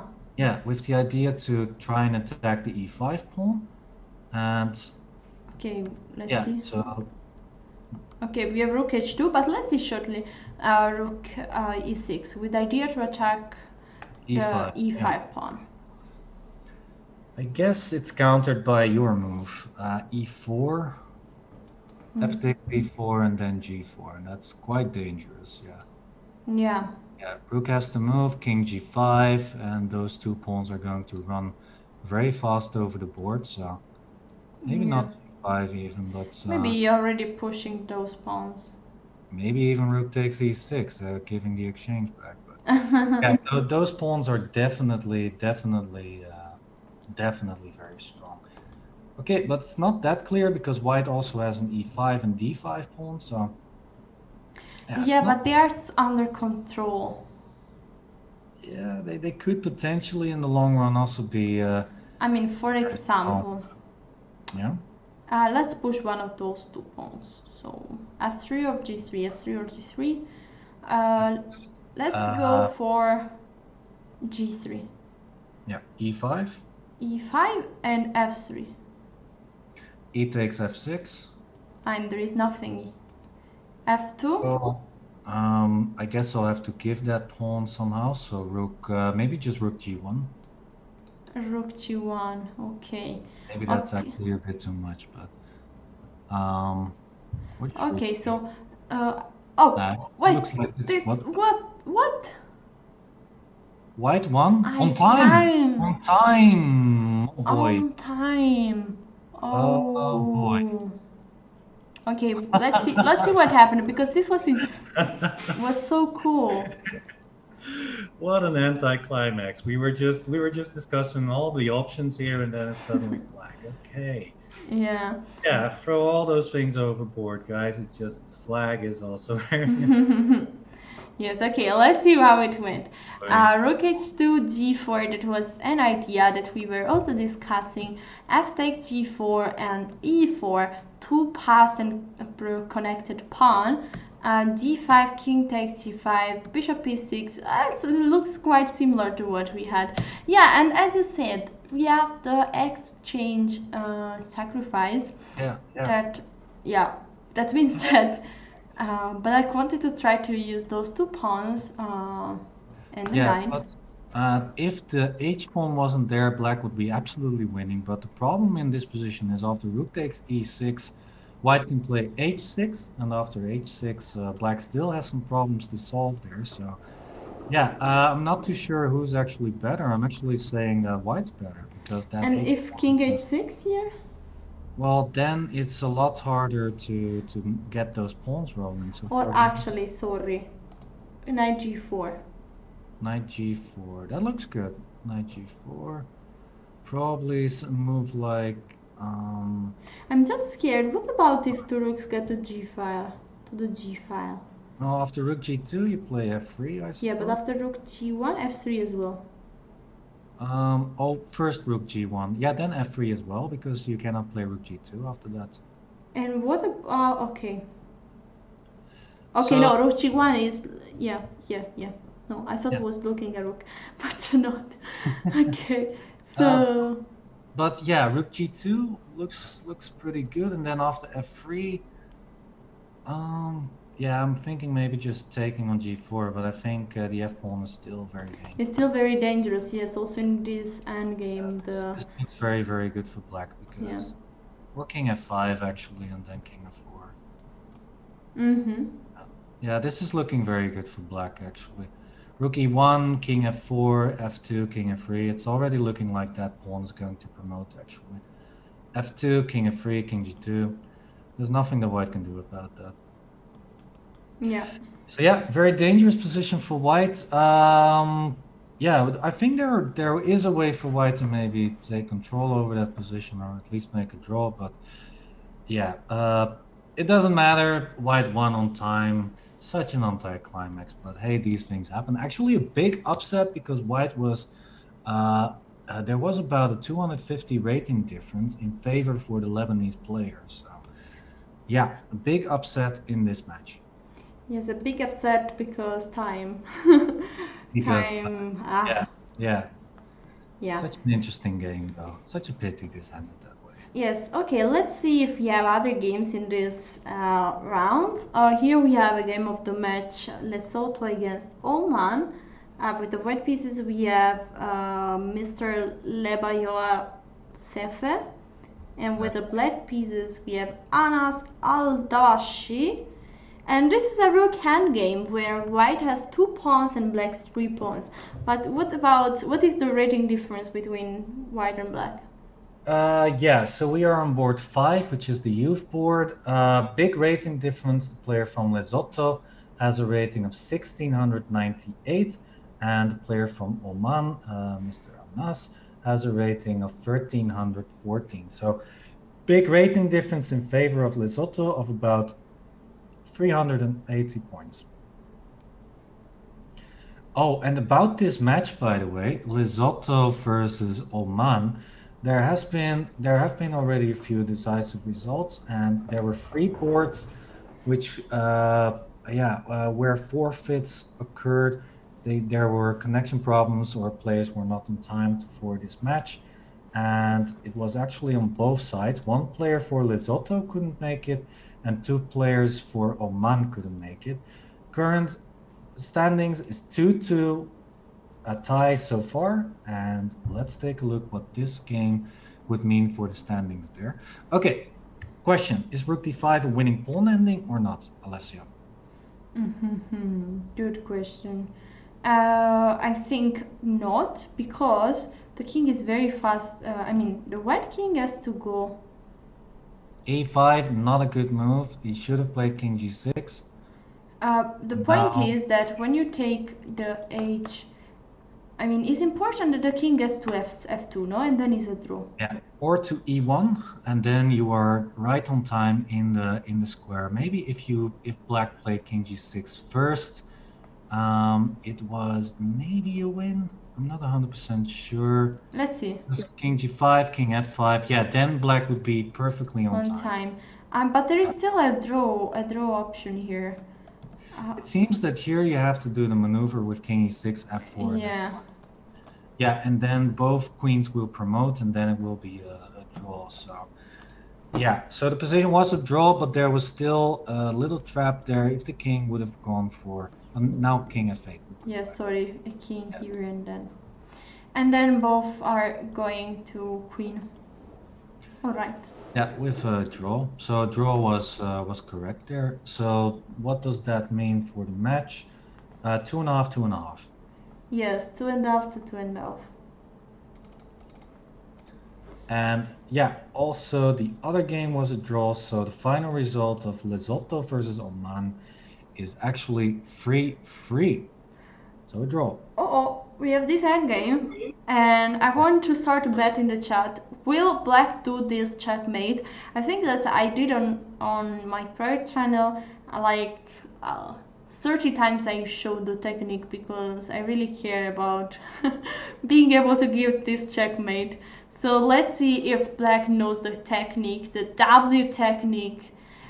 Somebody called W, somebody called it the M, but whatever you want, guys. It's important now to bring a knight here,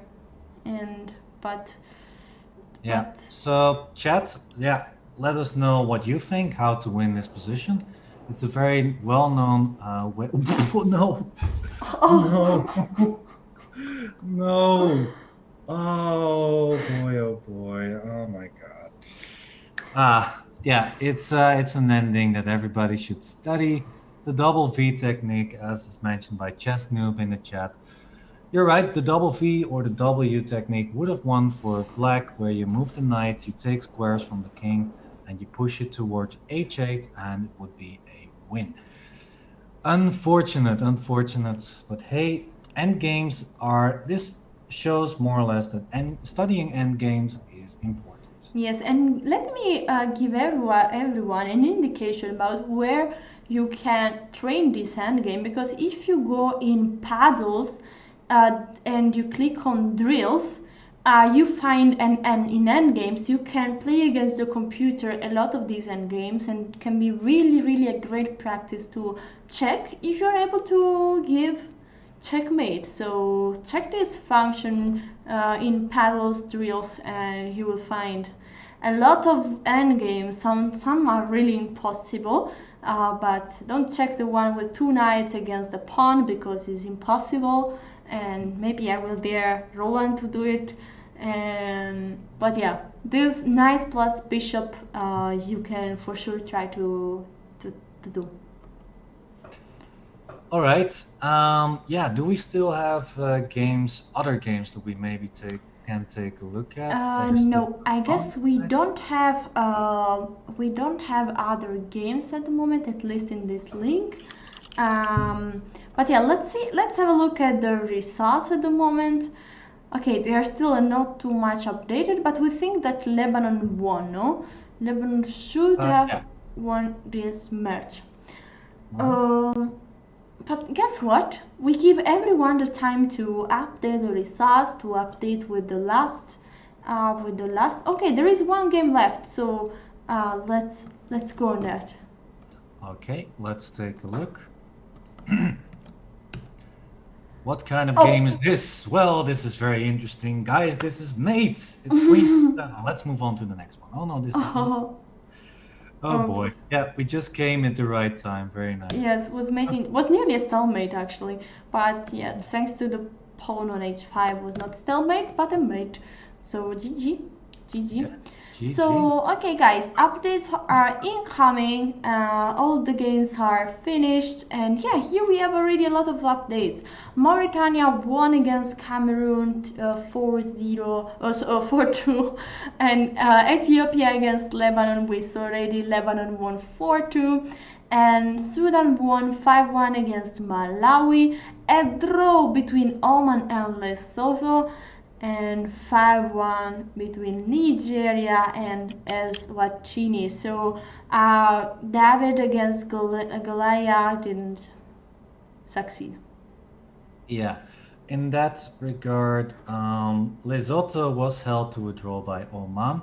If we take a look at the standings, then we are going to see that that's kind of an upset because Oman is last in the standings and Lesotho is still playing for one of the top spots. Yeah. So yeah, here you see that. I don't think the standings. Oh, the standings have been updated, I believe. Yes, the standings So- are already there, and here we are at the. Are we at the end of pool? No, one round still. Yes, Still one one round round. still. Yes. So, yes, Niger and Mauritania are leading with full 100%, and then followed by Lebanon, Lesotho, and I think it's a battle between Lebanon and Lesotho for the third place. And for sure, as you said, the draw of Lesotho against Oman was an upset because, Oman was at 0 point before this match. And also, we still have the matches Nigeria versus Mauritania in the future, and also Nigeria versus Lebanon. So yeah, that means the Lesotho is still in the race for the third place. So yeah, those 4 teams we are going to check, of course, in the upcoming round. So yeah, I think that is all the information we have. So I think it's time to go on a break. And after the break, we will be back with round 6 in this pool, and also pool D. We also have the results for that then. So don't go anywhere. We'll be back shortly after the break.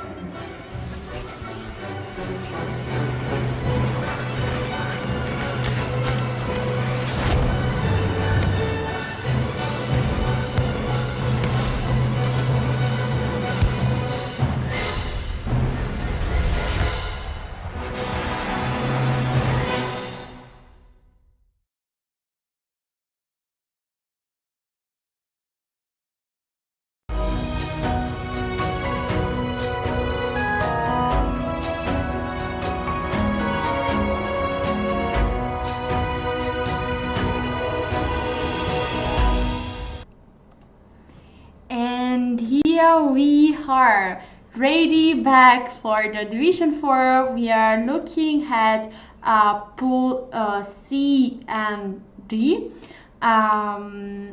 And we will start currently. We had already Pool C, we had already round 4 and 5. So we are going to have the round 6 of Pool C. And at the same time, it's going to start the first round of Pool D. Yep. Let's discuss the pairings. What do you think about Cameroon, Eswatini, Oman against Nigeria, Sudan against Lesotho, Lebanon against Malawi, and Mauritania against Ethiopia? Well, we've got a discussion in the previous round, and I think right now it's once again a David versus Goliath story. Lebanon clearly the favorite versus Malawi. Mauritania clearly the favorite versus Ethiopia. Oman versus Nigeria, also Nigeria the clear favorite. The other two matches, Cameroon Eswatini and Sudan Lesotho, are the interesting matches, I believe. But we also let's give you guys an update on what the standings are as well, so that you can see what is at stake for all the teams. Yes, here we have the standings of all the pool. Actually, let's focus on Pool C right now. Nigeria and Mauritania are leading with 10 out of 10. Still, we didn't see a direct match between those two teams, but we are going to see tomorrow. So, yeah. Lebanon is following with 8 points and is at the stable third place. Lesotho is at the fourth place with 7 points. So I guess that Lesotho gotta try to win in order to try to qualify, advance to next division. Then Exactly. we have. So I think that would be an interesting match to follow. Number 4 against number 5, Lesotho versus Sudan. If I'm not mistaken, that is an interesting pairing. Yes, so let's have a look at that. Yeah, absolutely.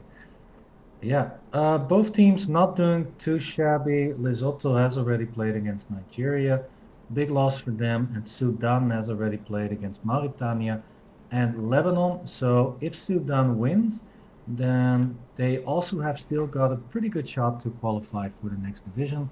And you qualify for the next division, of course, if you are in the top 3 spots in this pool. Yeah.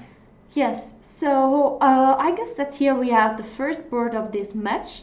We have with the white pieces, the international master Omar El Tigani, and with the black pieces we have the player Molapo Young. It is not a title player according to what we can see here. Okay, yeah, and of course, as always, I'll give you guys an update of what their actual ratings are, because the ratings you see right now are actually the Chess.com ratings. So this is indeed the first board of Sudan versus Lesotho, and there's a big rating difference on board 1. The player from Sudan, Mr. Omar El Tigani, has a rating of 2283, and Mr. Yuang from Lesotho has a rating of 1607. So yeah, over almost a 700 rating difference in favor of the Sudan player. But it's a bit deceiving, because Yoang is a candidate master, and that means that he has had a way higher rating than 1600 in the past. So yeah, definitely interesting to see what's going on here. Yes, definitely. I guess in this position, this was a semi-Slav where white was able to play e4 at one point. And so we have this position that where black has this card band structure with c6 and e6, and white has more space at the center, and also now chances to attack against the black king, like queen d3, bishop d5, something similar to what we saw in I think one of the last matches. Yeah, I remember, and I like h6. That move for black is very nice to prevent bishop g5. Actually, I was not a big fan of the bishop c2 move, and because black's plan is actually to play b6 bishop b7 and then c5. So I was thinking that it would actually have been better to play bishop g5 so Yeah, I that you can agree. stop that plan at least for now and also put some pressure on the knight on f6, which is now being prevented very nicely by the move h6 in the game. So Only yeah, question, how to reply at h6 here? yeah, you just take the knight. Just take the knight because bishop h4 would look a bit dangerous. So taking the knight, giving the bishop here, but Yep. yeah, maybe try to put the knight on e5 and on e5 in the future. Yep. Maybe queen e2. It's Uh, it's a very comfortable position for white because once again the bishop on c8 is a problem piece. It has a hard time developing and taking part in the game. For example, white also has a move like c5 to even control the bishop even more, and then b4, b5. It's looking like white has, yeah, so on the queen side together with c5 at some point. This is a very comfortable position for white, so yeah. yes. All right. So was a good try for white here to go with for bishop g5, but white took the decision to play bishop c2, and after h6, white decided to make the fianchetto with the dark square bishop. So b3, rook e8, and bishop b2, and that's the current position. Still, I would say that looks very good for white.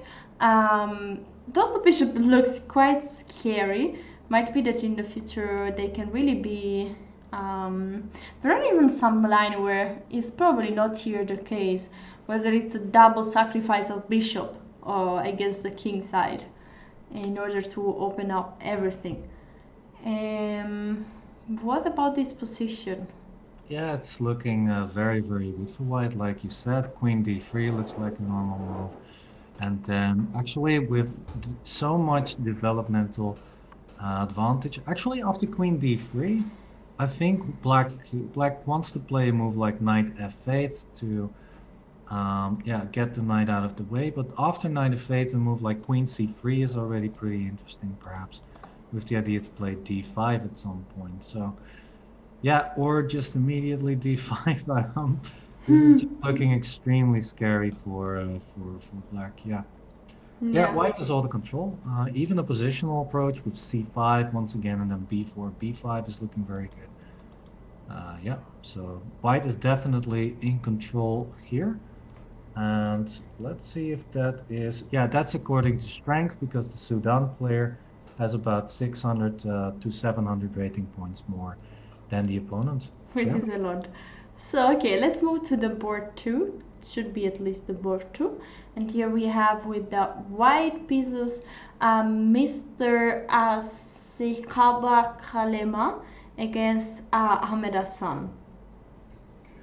All right, let me give an update on the rating. So that is indeed board two. The black player from Sudan has a rating of 2035, and the white player from Lesotho has a rating of 1827. So once again, a rating advantage for Sudan, about 200 rating points difference this time. Yeah, and this is the current position. Is quite a complex position to understand. Is a weird pawn structure. Let me show the opening. What was the opening? Yes, it's a King's Indian. Here Mhm. we are. But where there was a very early f5. Yes. Okay, Ah, this looks yeah. like a Benoni now, no? An Yeah, old Benoni. yeah, c5 is a move you don't see very often on top level chess anymore. The reason is because it's very open it's very easy to make use of that pawn on c5 because of the weakness on d6 sometimes, and also white can play b4 and trying to create some pressure on the queen side as well. So it's regarded not as the most testing move for black. Usually they try to keep the pawn on c7, and it will be a race who will be faster, either on the king side or black on the king side or white on the queen side, with f5 versus c5 battles, more or less. Yeah. I agree. Yeah. So after c5, let's see how the game progressed, I guess. So f5. Okay, Right? f5, I take f5, g take f5, f4, Yeah. knight g6, knight d3. And this knight are very typical here mostly. Mhm. And provoking e4, knight e1 back, knight f6, and now the knight is coming back to probably to Yep. e3 through the square c2, bishop d7, and rook b1, with the idea probably of pushing the b4 pawn. What are you thinking Absolutely. about now this Yeah. position? I think white is slightly better, mainly because of the b4 break, which is a tension that is where white can decide when to break it. So yeah, with that in mind, I think that white should be a bit better, but I like the king h8 idea for black, just trying to create some pressure on the g file. But on the other hand, it's very hard to create some pressure on the king side because uh, the h5 square is nicely under control. If black ever plays h5, then white can just take it with the bishop on e2. And yeah, rook g8, white can even play g3 and without a problem. So yeah, I think the white is just slightly better. It's very hard to break through still. We still have to see how that's going to go. But an idea could be to play knight e3 at some point and trying to maybe even to play g4 at some point. Ooh, And, at some point, perhaps you really have to be careful with a push like g4 sure, because it sure, could because backfire. the pawn is not never coming back, and also, I mean, you have to make sure that you are in control of the rising position after, yeah, after such a move. Yeah, exactly. So, but an intense positional battle ahead of us. Yes. Yeah. Okay. Okay, so let's move to the women boards. Here we have Elizabeth with the white pieces against Maboloko with the black pieces, and it seems like, yeah, white has an advantage of space here. Yeah, and then the rating update once again. Elizabeth has a rating of 1472, the Sudan player, and the Lesotho player with the black pieces, Maboloko, has a rating of 1296. So once again, Sudan is the rating favorite by about 200 or 180 points. Yes. Right. Uh, White wins a pawn? No, it does not. But all the files are getting open, and it seems that. Whoa, what's going on here? What happens after e takes f5? Knight f4 loses the pawn on d4. That's not a good idea. ooh, ooh, ooh, ooh. Yeah, so instead, probably e takes f5 was a very good move. Uh-huh. Yeah, Oh, but black is not taking that pawn, so yeah. maybe gives now white some chances. Uh, yeah, still not so easy to protect the pawn and also be able to take here back. Maybe d5. d5 looks interesting. Also, just taking the pawn with knight takes e4 looks okay. I think d5 is better, yeah. At least to preserve the d pawn, and then maybe later the e4 pawn can be taken. But yeah, white is playing this very yeah, messily. I think instead of knight f4, which loses the cover of the d4 pawn, it would probably been better to just play e takes f5 or maybe even d5 with good position. Yeah, something like I Yeah, like d5. yeah, blocking the bishop on b7, looking okay. There's a big drawback because knight c5 can be played or knight e5. Yeah, Yeah, that's a this big is true. drawback. But also this move looks Yeah, that looks perfect. Yeah, completely winning fair. e takes f5 is not possible because the bishop is hanging on b7. Ooh. Yeah, So so yeah. take on g2, take on g2. Okay, e takes f5 and knight f4 is looking pretty good for white. Yes, Opening, I like. yeah. Right, but that did not happen. Yeah, So did let's not see. happen. So we have all this was played. Yeah.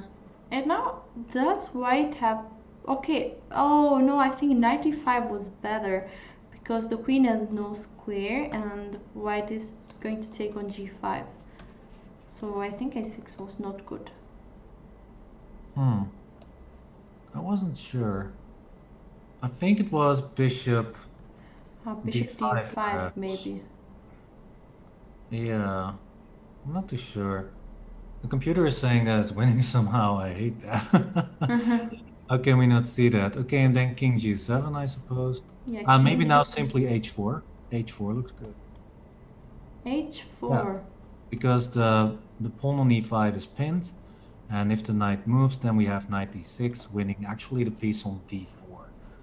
So yeah, let's say knight f7, then knight e6, king goes, and knight takes d4, winning huge material. So yeah, this is looking good. This is looking very, very good for white. Yes, but let's see what white did here, because white played knight g6, bishop g7, Yeah. sorry, queen g7, bishop d5, king h7, queen c2. Ay, that loses a piece. Queen takes g6, wins a piece now. Because knight e4 is not stuff, because there is a knight covering that square. Probably this was what. Ay, that hurts a little bit. It would have been better to play bishop takes g5 instead. And then I think white would still be more or less winning. Yeah, because bishop takes g5 you cannot take here, because still already yeah, bishop e4, and if you take, many moves are good. Queen take is probably the best move here. Exactly. And yeah, queen takes g6, still not possible because of bishop e4. So yeah, this looks terrible. This looks terrible. This looks terrible. I agree. Yeah. Alright, But so queen c2. that's the move. That's the move. Yeah, so that would mean that we are looking at board 3, right? So that would mean a little bit of an upset. Yeah, that would mean that if Lesotho player with black would win, it would be kind of an upset because of the 180 rating difference in favor of the Sudan player with white. Yeah, but we'll see. Black in control now, piece up, and the pawn actually. So looking very good for black. Yes, definitely. So it's time to move to a new board. Should be the board 4 of this match. With the white pieces we have Abdallah Mansour, and with the black pieces we have Lebayoa Sefe. And what about this position? Is white a pawn? No, they have the same number of pawn. Is an endgame with opposite color bishop, where the d4 pawn might be a bit weak. On the other end, white might create a pass pawn on the queen side. Yes. Yeah, I think black's a little bit better because black is first on the c file, but it should not be that much because white has bishop a3 now and bishop c5, after which white should be more or less in control. Yeah. I actually like white now a little bit better. The bishop on c5 is quite annoying. Yeah, and the pawn on d4 is not really weak. No, it's very hard to attack the pawn on d4 with the bishop on c5, so. And it's also attacking the pawn on a7. It's probably not that big a deal for black. Yeah, because of bishop d3, looks normal, and yeah, I think it's about equal. Not much to say about this position. If anything, I would choose white because of the slightly stronger bishop and because of the bigger potential with the queenside pawns. Yeah, I black agree. is having a harder time to create a passed pawn at some point. So. Actually, I think that really after bishop c5, yeah, white is doing at least better. So b4, a4, b5, and could get dangerous. Yeah, well, it's still very hard to make use of those extra pawn on the queen side because, well, yeah, how are you going to make progress there? Maybe just a4, b4, and then sacrifice a pawn with b5 to create at least a passed a pawn. Could be an idea, but it's yeah, it's still, it should be okay for black still. It should be holdable, but I think Carlsen would maybe have a field day because it's a safe small advantage for white, and you can play this on until the sun rises again. So yeah. Yes, exactly. So, okay, and let's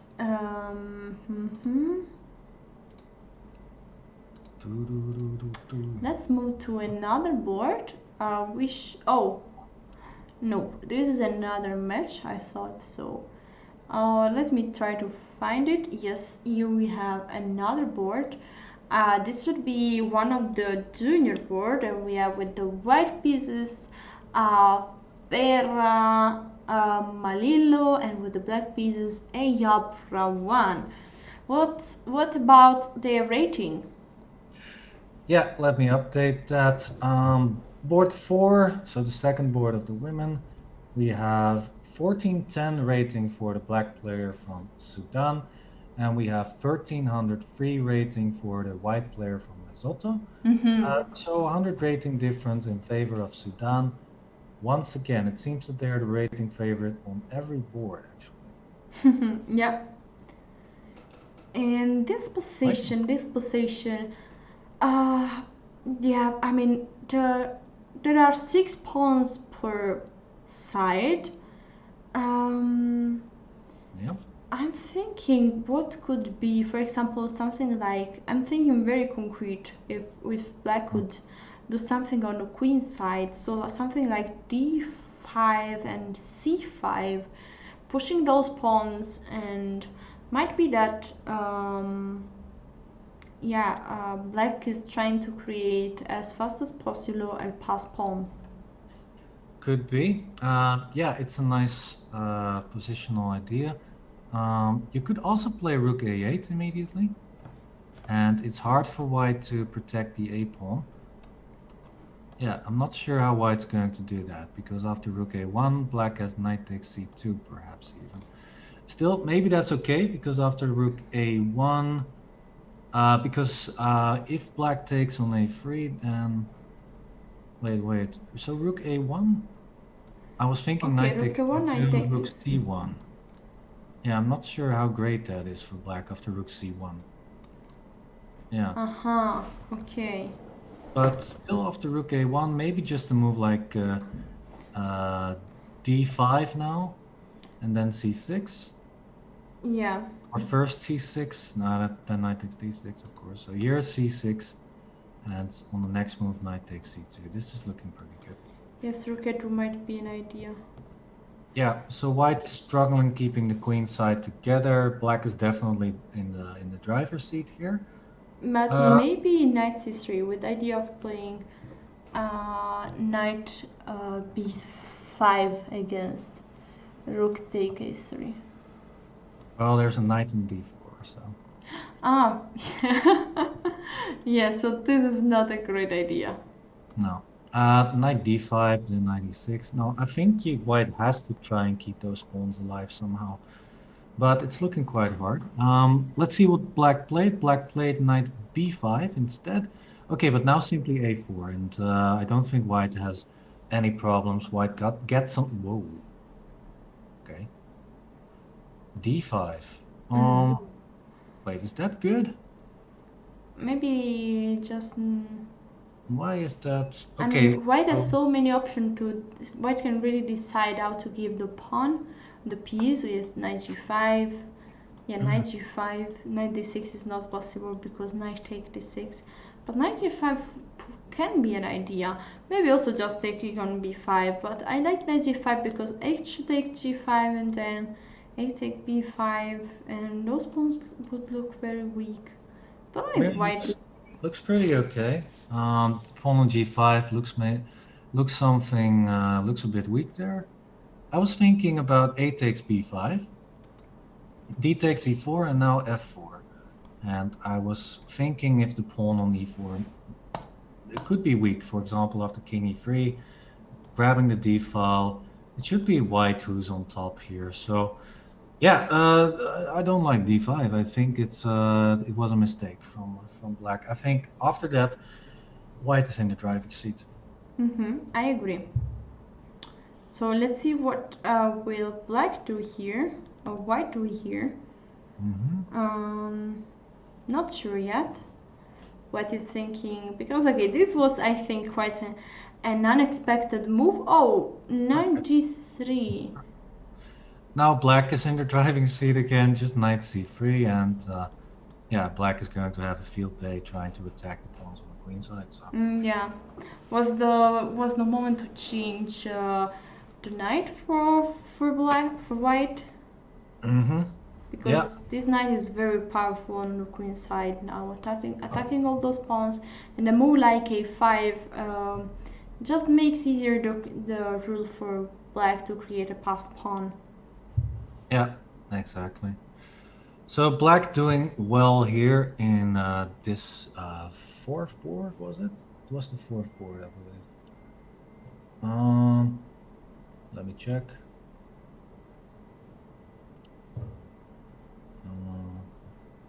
Oh, this was the last board. This is the last board of the match, actually. Yeah. The last board. Yes, because we should have this should be the female board then. Yeah, this is the female youth board, board 6 of the match. So yeah, but okay, let's move on to another board. Yes, let's come back to board 1. Here we are. Oh, white is, yeah, this was the position where white was doing really great, with those two bishops doing well. Now suddenly there is this pawn, this board chain e6 f5 g4.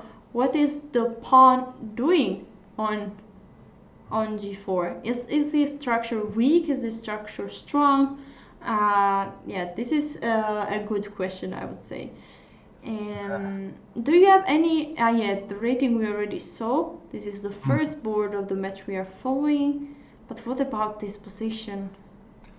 It's looking brilliant for white. White has the bishop pair. White has a much safer king. All the pieces are developed, and black is still working on the bishop on c8, which is a dead piece, more or less. So yeah, queen takes e5 with the idea to play d5 looks already pretty crushing. D takes e5, Why? I like a little less, but still it's okay. Just rook d1, rook d6. Just white is still in total control here. Yeah, and the g4 pawn is pinned, so g takes a3 is not a possibility here. And yeah, with only the queen in the attack, it should not be anything for black. I think that the pawn on g4 is a liability, because white could play rook d1 and instead of rook d6, maybe even rook d4 to try and attack that pawn eventually. Yeah, once again, I think I said this at the start. The problem in this position is the bishop on c8. If it was more active, then maybe black could have something, but it's not, and therefore white is extremely good here. Yeah. Yeah, I agree. And this pawn on g4 is looking great, but actually, black's black is more weak on the king side than attacking on the king side. So Yep. So yeah, there are not really perspective for an attack here. Also because there are basically no pieces except for the queen. Yeah, exactly. So looking good once again for Sudan. I think so far we've seen Sudan in the better positions in this match so Yeah, far. I agree. Which would be a pity for Lesotho, because Lesotho was playing very good up to now, fighting for qualification. So this could be not a good result. But let's see board 2, because we have a result. And yeah, white won. That is the player from the second board of Lesotho. So there is a very nice mate on d6, and as you said, this is very nice. The weak point of this opening after this King's Indian with c5 is exactly the d6 pawn, and it's very nice and romantic that the game end up exactly due to the d6 weakness. So knight takes d6 was the last move. Yes, very romantic finish indeed. All right. Yeah, so let's see what games. Okay, this looks very interesting. Yes, so Lesotho is again doing very well here. And so might be on 2. Might go on 2 points. Let's see. This is, yeah, might be on 2 points. This is looking okay. So Lesotho at least with 2 wins, it seems. Yes, and here And we have a draw. This endgame where white was pushing, but yeah, after this, why is the rook on c2? How did the rook get there? This is. yeah, I mean, with the bishop here, it seems like the rook flied, but might be that black moved the bishop. uh, it snuck into white's position in the dead of night with the cover of darkness. Yeah, and then it's suddenly it was on c2. Yeah. Okay, never mind. Bad joke. Here we go. Yeah, the rook was just very nice to.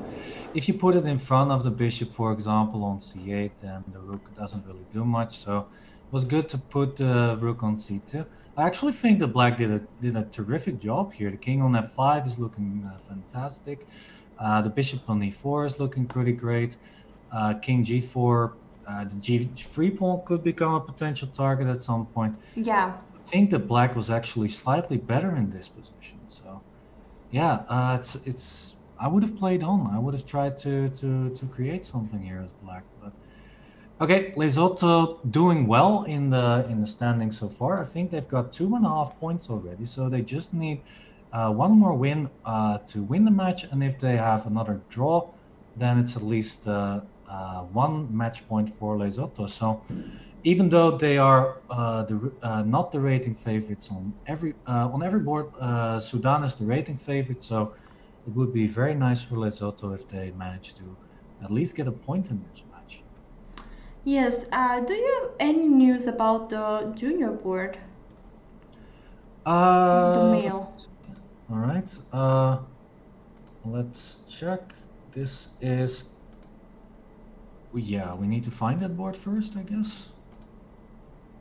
Oh. Let's see. No.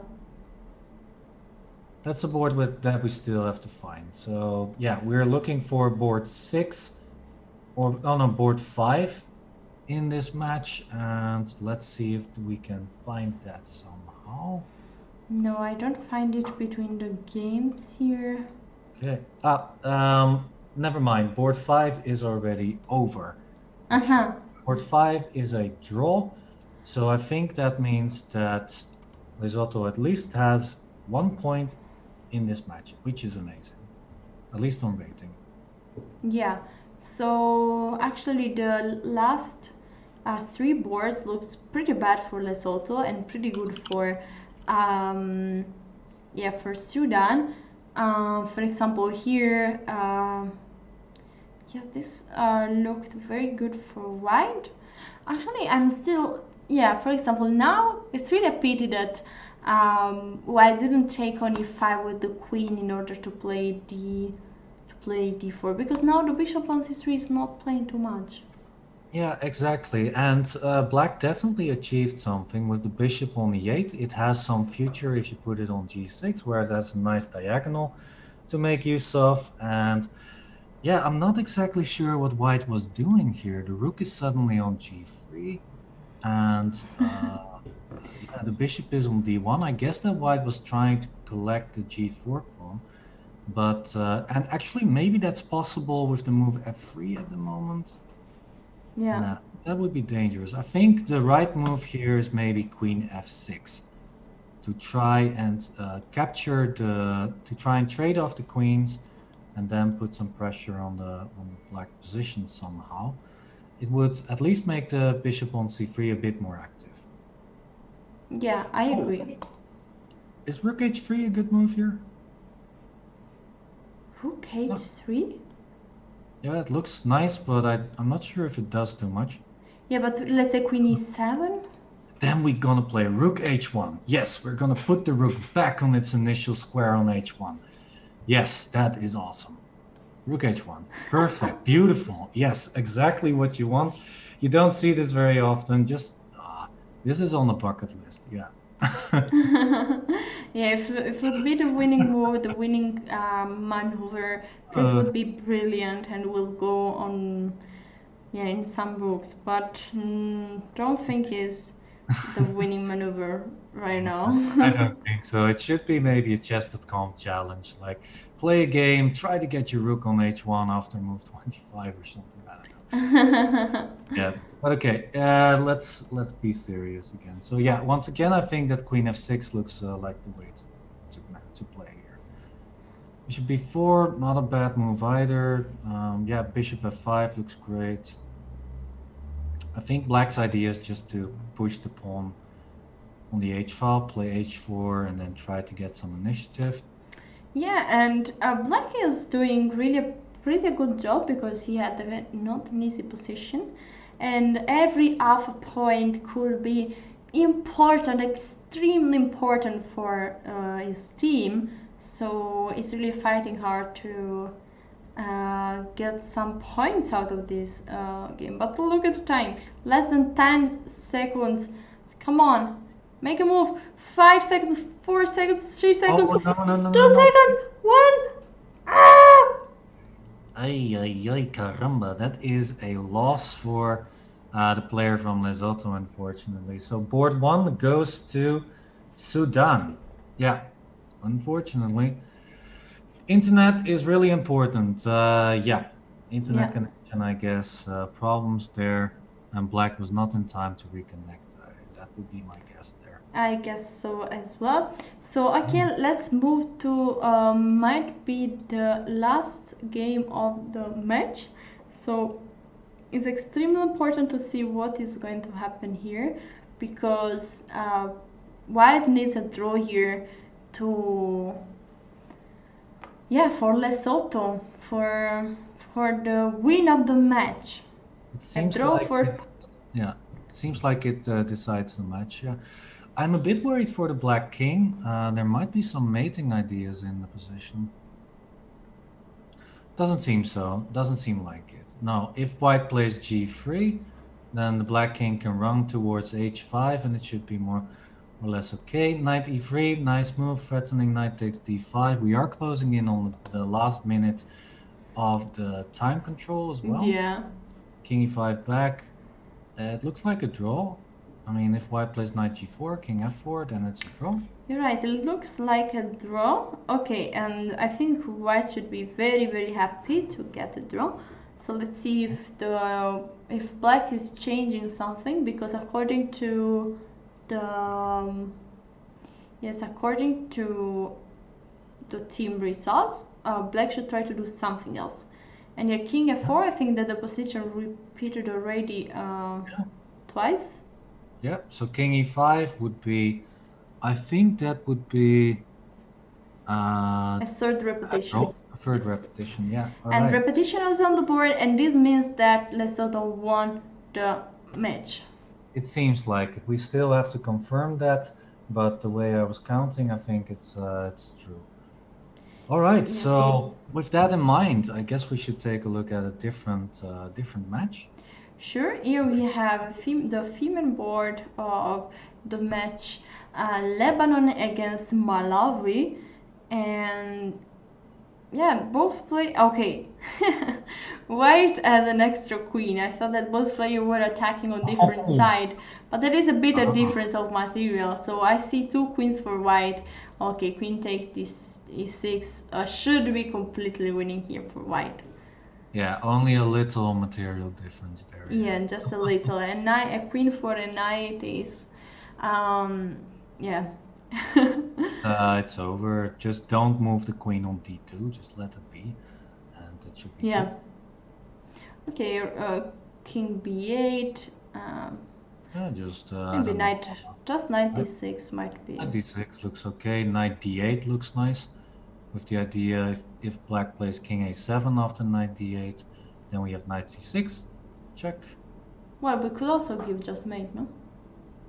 Oh yeah, that's true as well. Just Okay. mate on b7. Yeah. So, but okay, this looks completely winning. So let's move to another board. Yeah, this might be okay. So let's move here. This is a board of the match Mauritania against Ethiopia.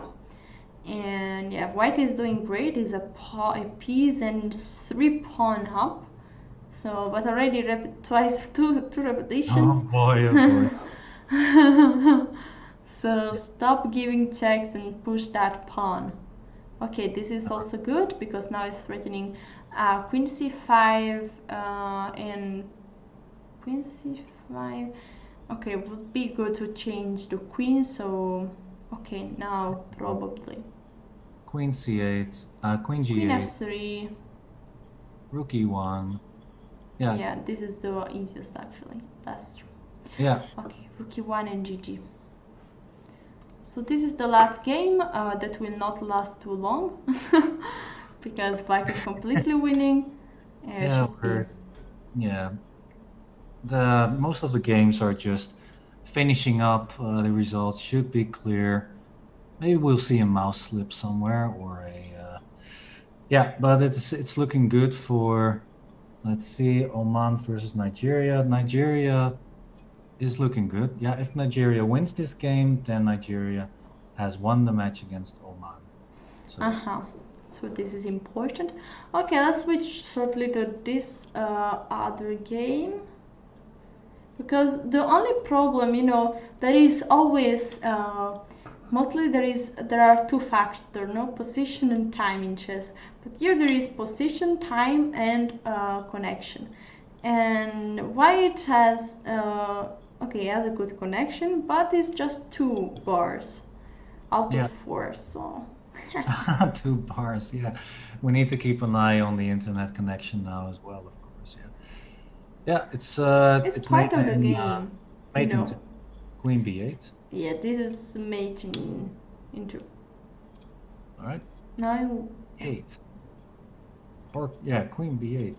Yeah, queen b8 was mate into 1. This is mate into 2. It doesn't matter. Well, if the connection doesn't crash when in that moment doesn't matter. But if the connection would crash, to win as soon as possible is important. All right. So the last game here, the queen r2 currently. So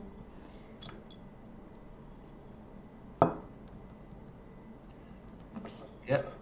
Well, yeah. Very interesting position. What is it? Would it be mate in 3 or mate in 2? That's the question. No, it's not a question because it's obviously mate in 2. Mate in 3, I guess. This could still be interesting. Yeah. Okay. Let's. Not really. I guess mate in 3 is more. Yeah. I don't know. It's probably mate in 3. Yeah. Just queen f6, queen g7, queen f8. Okay, but there is a mate in 2. Queen b6, rook here, this, and mate. Nice, but the king can also go to b7. Yeah, and if to b7 there is again a mate, I think after. Queen b8. Nice. Yeah, so mate in 2. You're correct. But I think it will give a mate in 3 is easier. King b7, and yeah, this is the easier mate. So. Because it's easier because you can pre-move them. It's yeah, you can pre-move those moves. Oh, we have a nice result, by the way. It's 4-4 between Cameroon and Eswatini. 4-4? Yeah. 4-4, yeah. I'm wondering what happened there. That's not the board are 6, so this is not possible. Yeah, exactly. We'll keep you updated on the actual scores. I guess it was 3-3. There was just a mistake there. No, actually, the results that I'm seeing is that Cameroon has won the match and they are now leading with 4-1. Yeah. That's probably where it went wrong on the scoreboard. Okay. We'll see. Yeah, all the games are finishing. Yeah. Well, this not yet. 8 seconds to go. Oh, that's true. Oh, disconnection? Come on. Oh, but there was white. No, it's white to move. It's white to move. I was thinking maybe it was black. But... yeah, because all the pieces, all the black pieces are on the right. Okay, we are 45 seconds for... Okay, GG. Right, GG. So this was the last move of the match, also the last move of the round of the pool C for today. Let's remind everyone what is coming now, because the pool C is finished for today. Tomorrow we are going to have the last 3 rounds, and now we will take a look at the standings. Like this, we understand what is going on in this pool, and then we are going on with pool D. Pool D actually already started with round 4 exactly now. So actually now they are finished already with round 1. So during the break, now we are going to have a longer break to get some food. Then they will play round D, the second round, pool D round 5th, and then we will be back to look for the 6th round of pool D and go on with the coverage of the pool E. Yeah, perfect. Yeah, so right now we're wrapping up, and yeah, we are also waiting for the results of round 4 in pool D. If we have time, we're going to show that to you. Yeah, it's yeah, we're trying to get everything for you guys in order. Yes, actually, in the meanwhile, there is one game left in Pool D. So here is the position. Let me try to find out the pairings. Like this, we can understand which match is this game. Yes, here is the here are the pairings. So I guess this is the game of the match, Suriname against Togo. So, okay, Suriname is already winning 5-0, so actually is not, it should not be such a decisive game, but still I think. A big upset in this round, by the way. The leader of this whole pool, Palestina, has lost the match against Netherlands Antilles, which is huge. Palestina was leading and Netherlands Antilles was absolutely not. So yeah, big upset in this round. We'll of course update you with the standings after this game is over. But that's huge. That's huge. Palestina was well on the way to yeah, the first 3 rounds were all winning, and with this loss, yeah, it's not a good start today. Yes. Okay, this is I think it's okay, actually, there might be a mistake on Netherlands results. I just got the notification here, but we will wait for an update there. Okay. Okay, that is very deceiving then. And I was so happy for the Netherlands until oh boy. I'm sorry. It's okay. It's okay. By the way, what about this endgame? Is it a draw? Because it's an opposite color bishop. Is it a draw, or will white manage to win it? Right now, I think it's a draw, yeah, because black still has an extra pawn. If white had the extra pawn left, then I think it should be winning for white. But now it looks like a draw, yeah. Yeah, and because how to draw with black? Just keep an eye on those pawns. Just yeah, keep the bishop on a7, and if white's ever going to play f5, then make sure that the pawn cannot be pushed further. And also, it's important to run with your h-pawn yourself. That's the point. And that is going to be the big problem. If black did not have the h-pawn, then it would be winning for white, because black cannot stop both pawns from running, because the king will get closer, for example, to the b-pawn, which cannot be stopped. Yeah, but with the h-pawn, white still needs to take care of it. So yeah, it should be I think it's a draw. But now things are getting more complicated for black. The pawn is being pushed very, very far. I think it's still a draw, because what you want to do is get the king over to b7, but then the black king will move to f7, and then it will yeah, exactly. And that's what you need the h-pawn for. But now with king g5, okay, black still has king f7. It should still be also okay. Bishop f2, I think, should be a draw. Yeah, it should still be a draw. Just bishop f2. Yeah, bishop f2 and then king f8, king f7. Yeah, There's no way to advance here for white. Okay, wait. Oh, bishop g3. Wait, king e6? No. No, wait. Wait, what? What was winning there? Suddenly the computer shut up Maybe for king some reason. g3, king g6, king g7. Yes, that's it. King g6, king g7, and if bishop d4, then you play a7. Yes. That was a funny moment. Maybe if we have time, I would like to show that on the board. Yes, sure. Yeah, that's amazing actually. Yeah, if in here instead of bishop g4, check, white could have played king g6 with the threat of f7 and king g7. So black needs to play bishop d4, but here after a7, I'm sorry, first f7, let's be accurate. King e7, only move. Now a7, bishop takes a7, king g7, bishop d4, king g8. The white pawn will. Wow, the pin, but this was very hard, no? Yeah, so the king needs to be in front of the pawn always. King e6 was a blunder. Yeah, but still, oh, what? He lost the h pawn. Now it's winning. Now it's winning. Now you just move the king towards the a7 square. With king Yeah. e6, And this f7, winning. king d7, it should be over now. Okay. f7 looks normal. King f8, king d7. There's nothing black can do. The pawns will promote. And choose.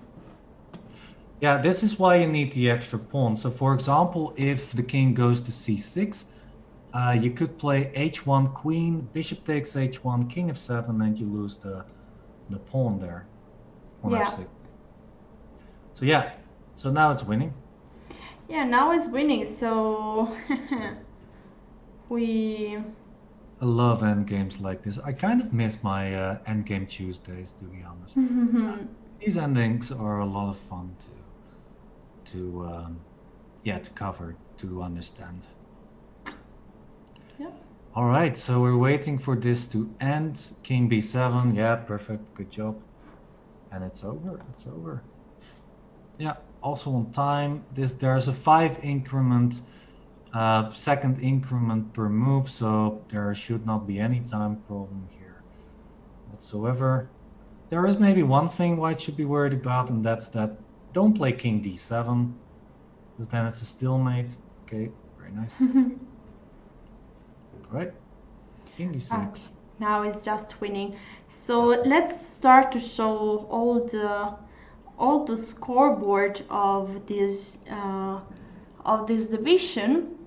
Here we have the standings of Pool C and Pool D, and as we can see, Pool C, yes, still Nigeria, Mauritania, and Lebanon are leading.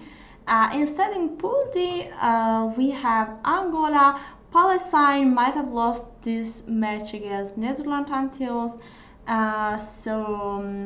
but is still at the second place, but now is sharing the second place with 4 teams: Palestine, Suriname, Puerto Rico, Haiti. So, and Netherlands Antilles can be back. So, Yeah, are you happy? A little bit. I'm very curious to see the results, how they actually were. But also, yeah, I'm interested in the Lesotho Sudan match. As far as I can see, it was actually a draw. So that would mean, okay, I guess we're looking first at Pool D. Yeah, so. Yes, so you want to have the result of Pool C? Yeah, because those results are all set. We're done with Pool C for today. And that means that, well, yeah, some teams are more or less already qualified, and others, yeah, I'm very curious about Lesotho Sudan. Yeah, that's a 3-3. So, yeah, that's a big result for the other teams, especially Lebanon, Mauritania, and which was the other country again? Nigeria, who are in the top 3 spots, and Lesotho was number 4. So they are moving away from Lesotho. They have big chances in tomorrow to actually qualify for the next division. So yeah, Yeah. Lesotho needed to win the match against Sudan, more or less. Yeah, so yes, still the pairings will be out tomorrow. We are going to see it tomorrow, but now we are going to focus on the division D, and yeah, before doing that, I think we will get soon an update about the real result of the match. Cameroon Eswatini, that yes, as you could see, is 4-2 for Cameroon that won this match. So yeah. Okay, Yeah. but now, once more time, this is the standings of the all pool C. Nigeria, Mauritania, and Lebanon are currently leading. Lesotho has still chance to qualify because it's just at 8 points at the 4th place. We are going to see tomorrow probably some direct encounter between Nigeria and Mauritania. Still, I guess that we have to see Nigeria against Lebanon, no? Yeah, Nigeria still has to play against Mauritania and against Lebanon, so those are the two big matches that we're going to watch tomorrow. So yeah, Lesotho still has a chance to qualify, but it's not looking that hot for Lesotho for now. Alright, so we are more or less ready to go in our break. Before doing that, let's show the pool D round 5. What is going to, these are the pairings, what is going to happen in this hour. While we'll not have the coverage, but we will be back in 1 hour for looking out the results of this round 5 and to host the round 6 and then the pool E. So what do you think could be an interesting match here, Roland? Well, there's one big match going on here. Well, actually two. We've got Palestina versus Suriname, two of the leaders. Well, Palestina lost their match before, I think. But yeah, those two are the two of the leading countries in this pool, and also Puerto Rico versus Haiti. Those two countries are, at least on paper, favorites to also qualify for the next round, for the next Yes, division. So, I definitely agree. And these are the teams that are, if you see the standings, are the 4 teams that are currently at 6 points. So it's actually an important round to see which teams will have the biggest chance to advance to Division 3. So guys, you can follow all the game on Chess.com. Keep an eye on that. We will be back in less than 1 hour to look at what happened here and to go on for the coverage of pool D and E. So, yeah, we are ready to eat a break. Guys, take some food. Also you, Roland. Also me. yeah, And we yeah. need some food. We are only human. We've been, we are doing this the whole day. So, once in a while, we need a break to get some food, to stay hydrated. It's a hot day here for me, at least. So, it's of the essence for me to hydrate. Yeah, but hey, we'll be back in 1 hour, everybody. So stretch your legs, do some grocery shopping, get some popcorn, get some sodas or something, and yeah, we'll Yes. be back in one Cancel all hour. the appointment for the next 4 hours. Yeah, exactly. So we'll see you then, and stay tuned for that. Yes. See you back.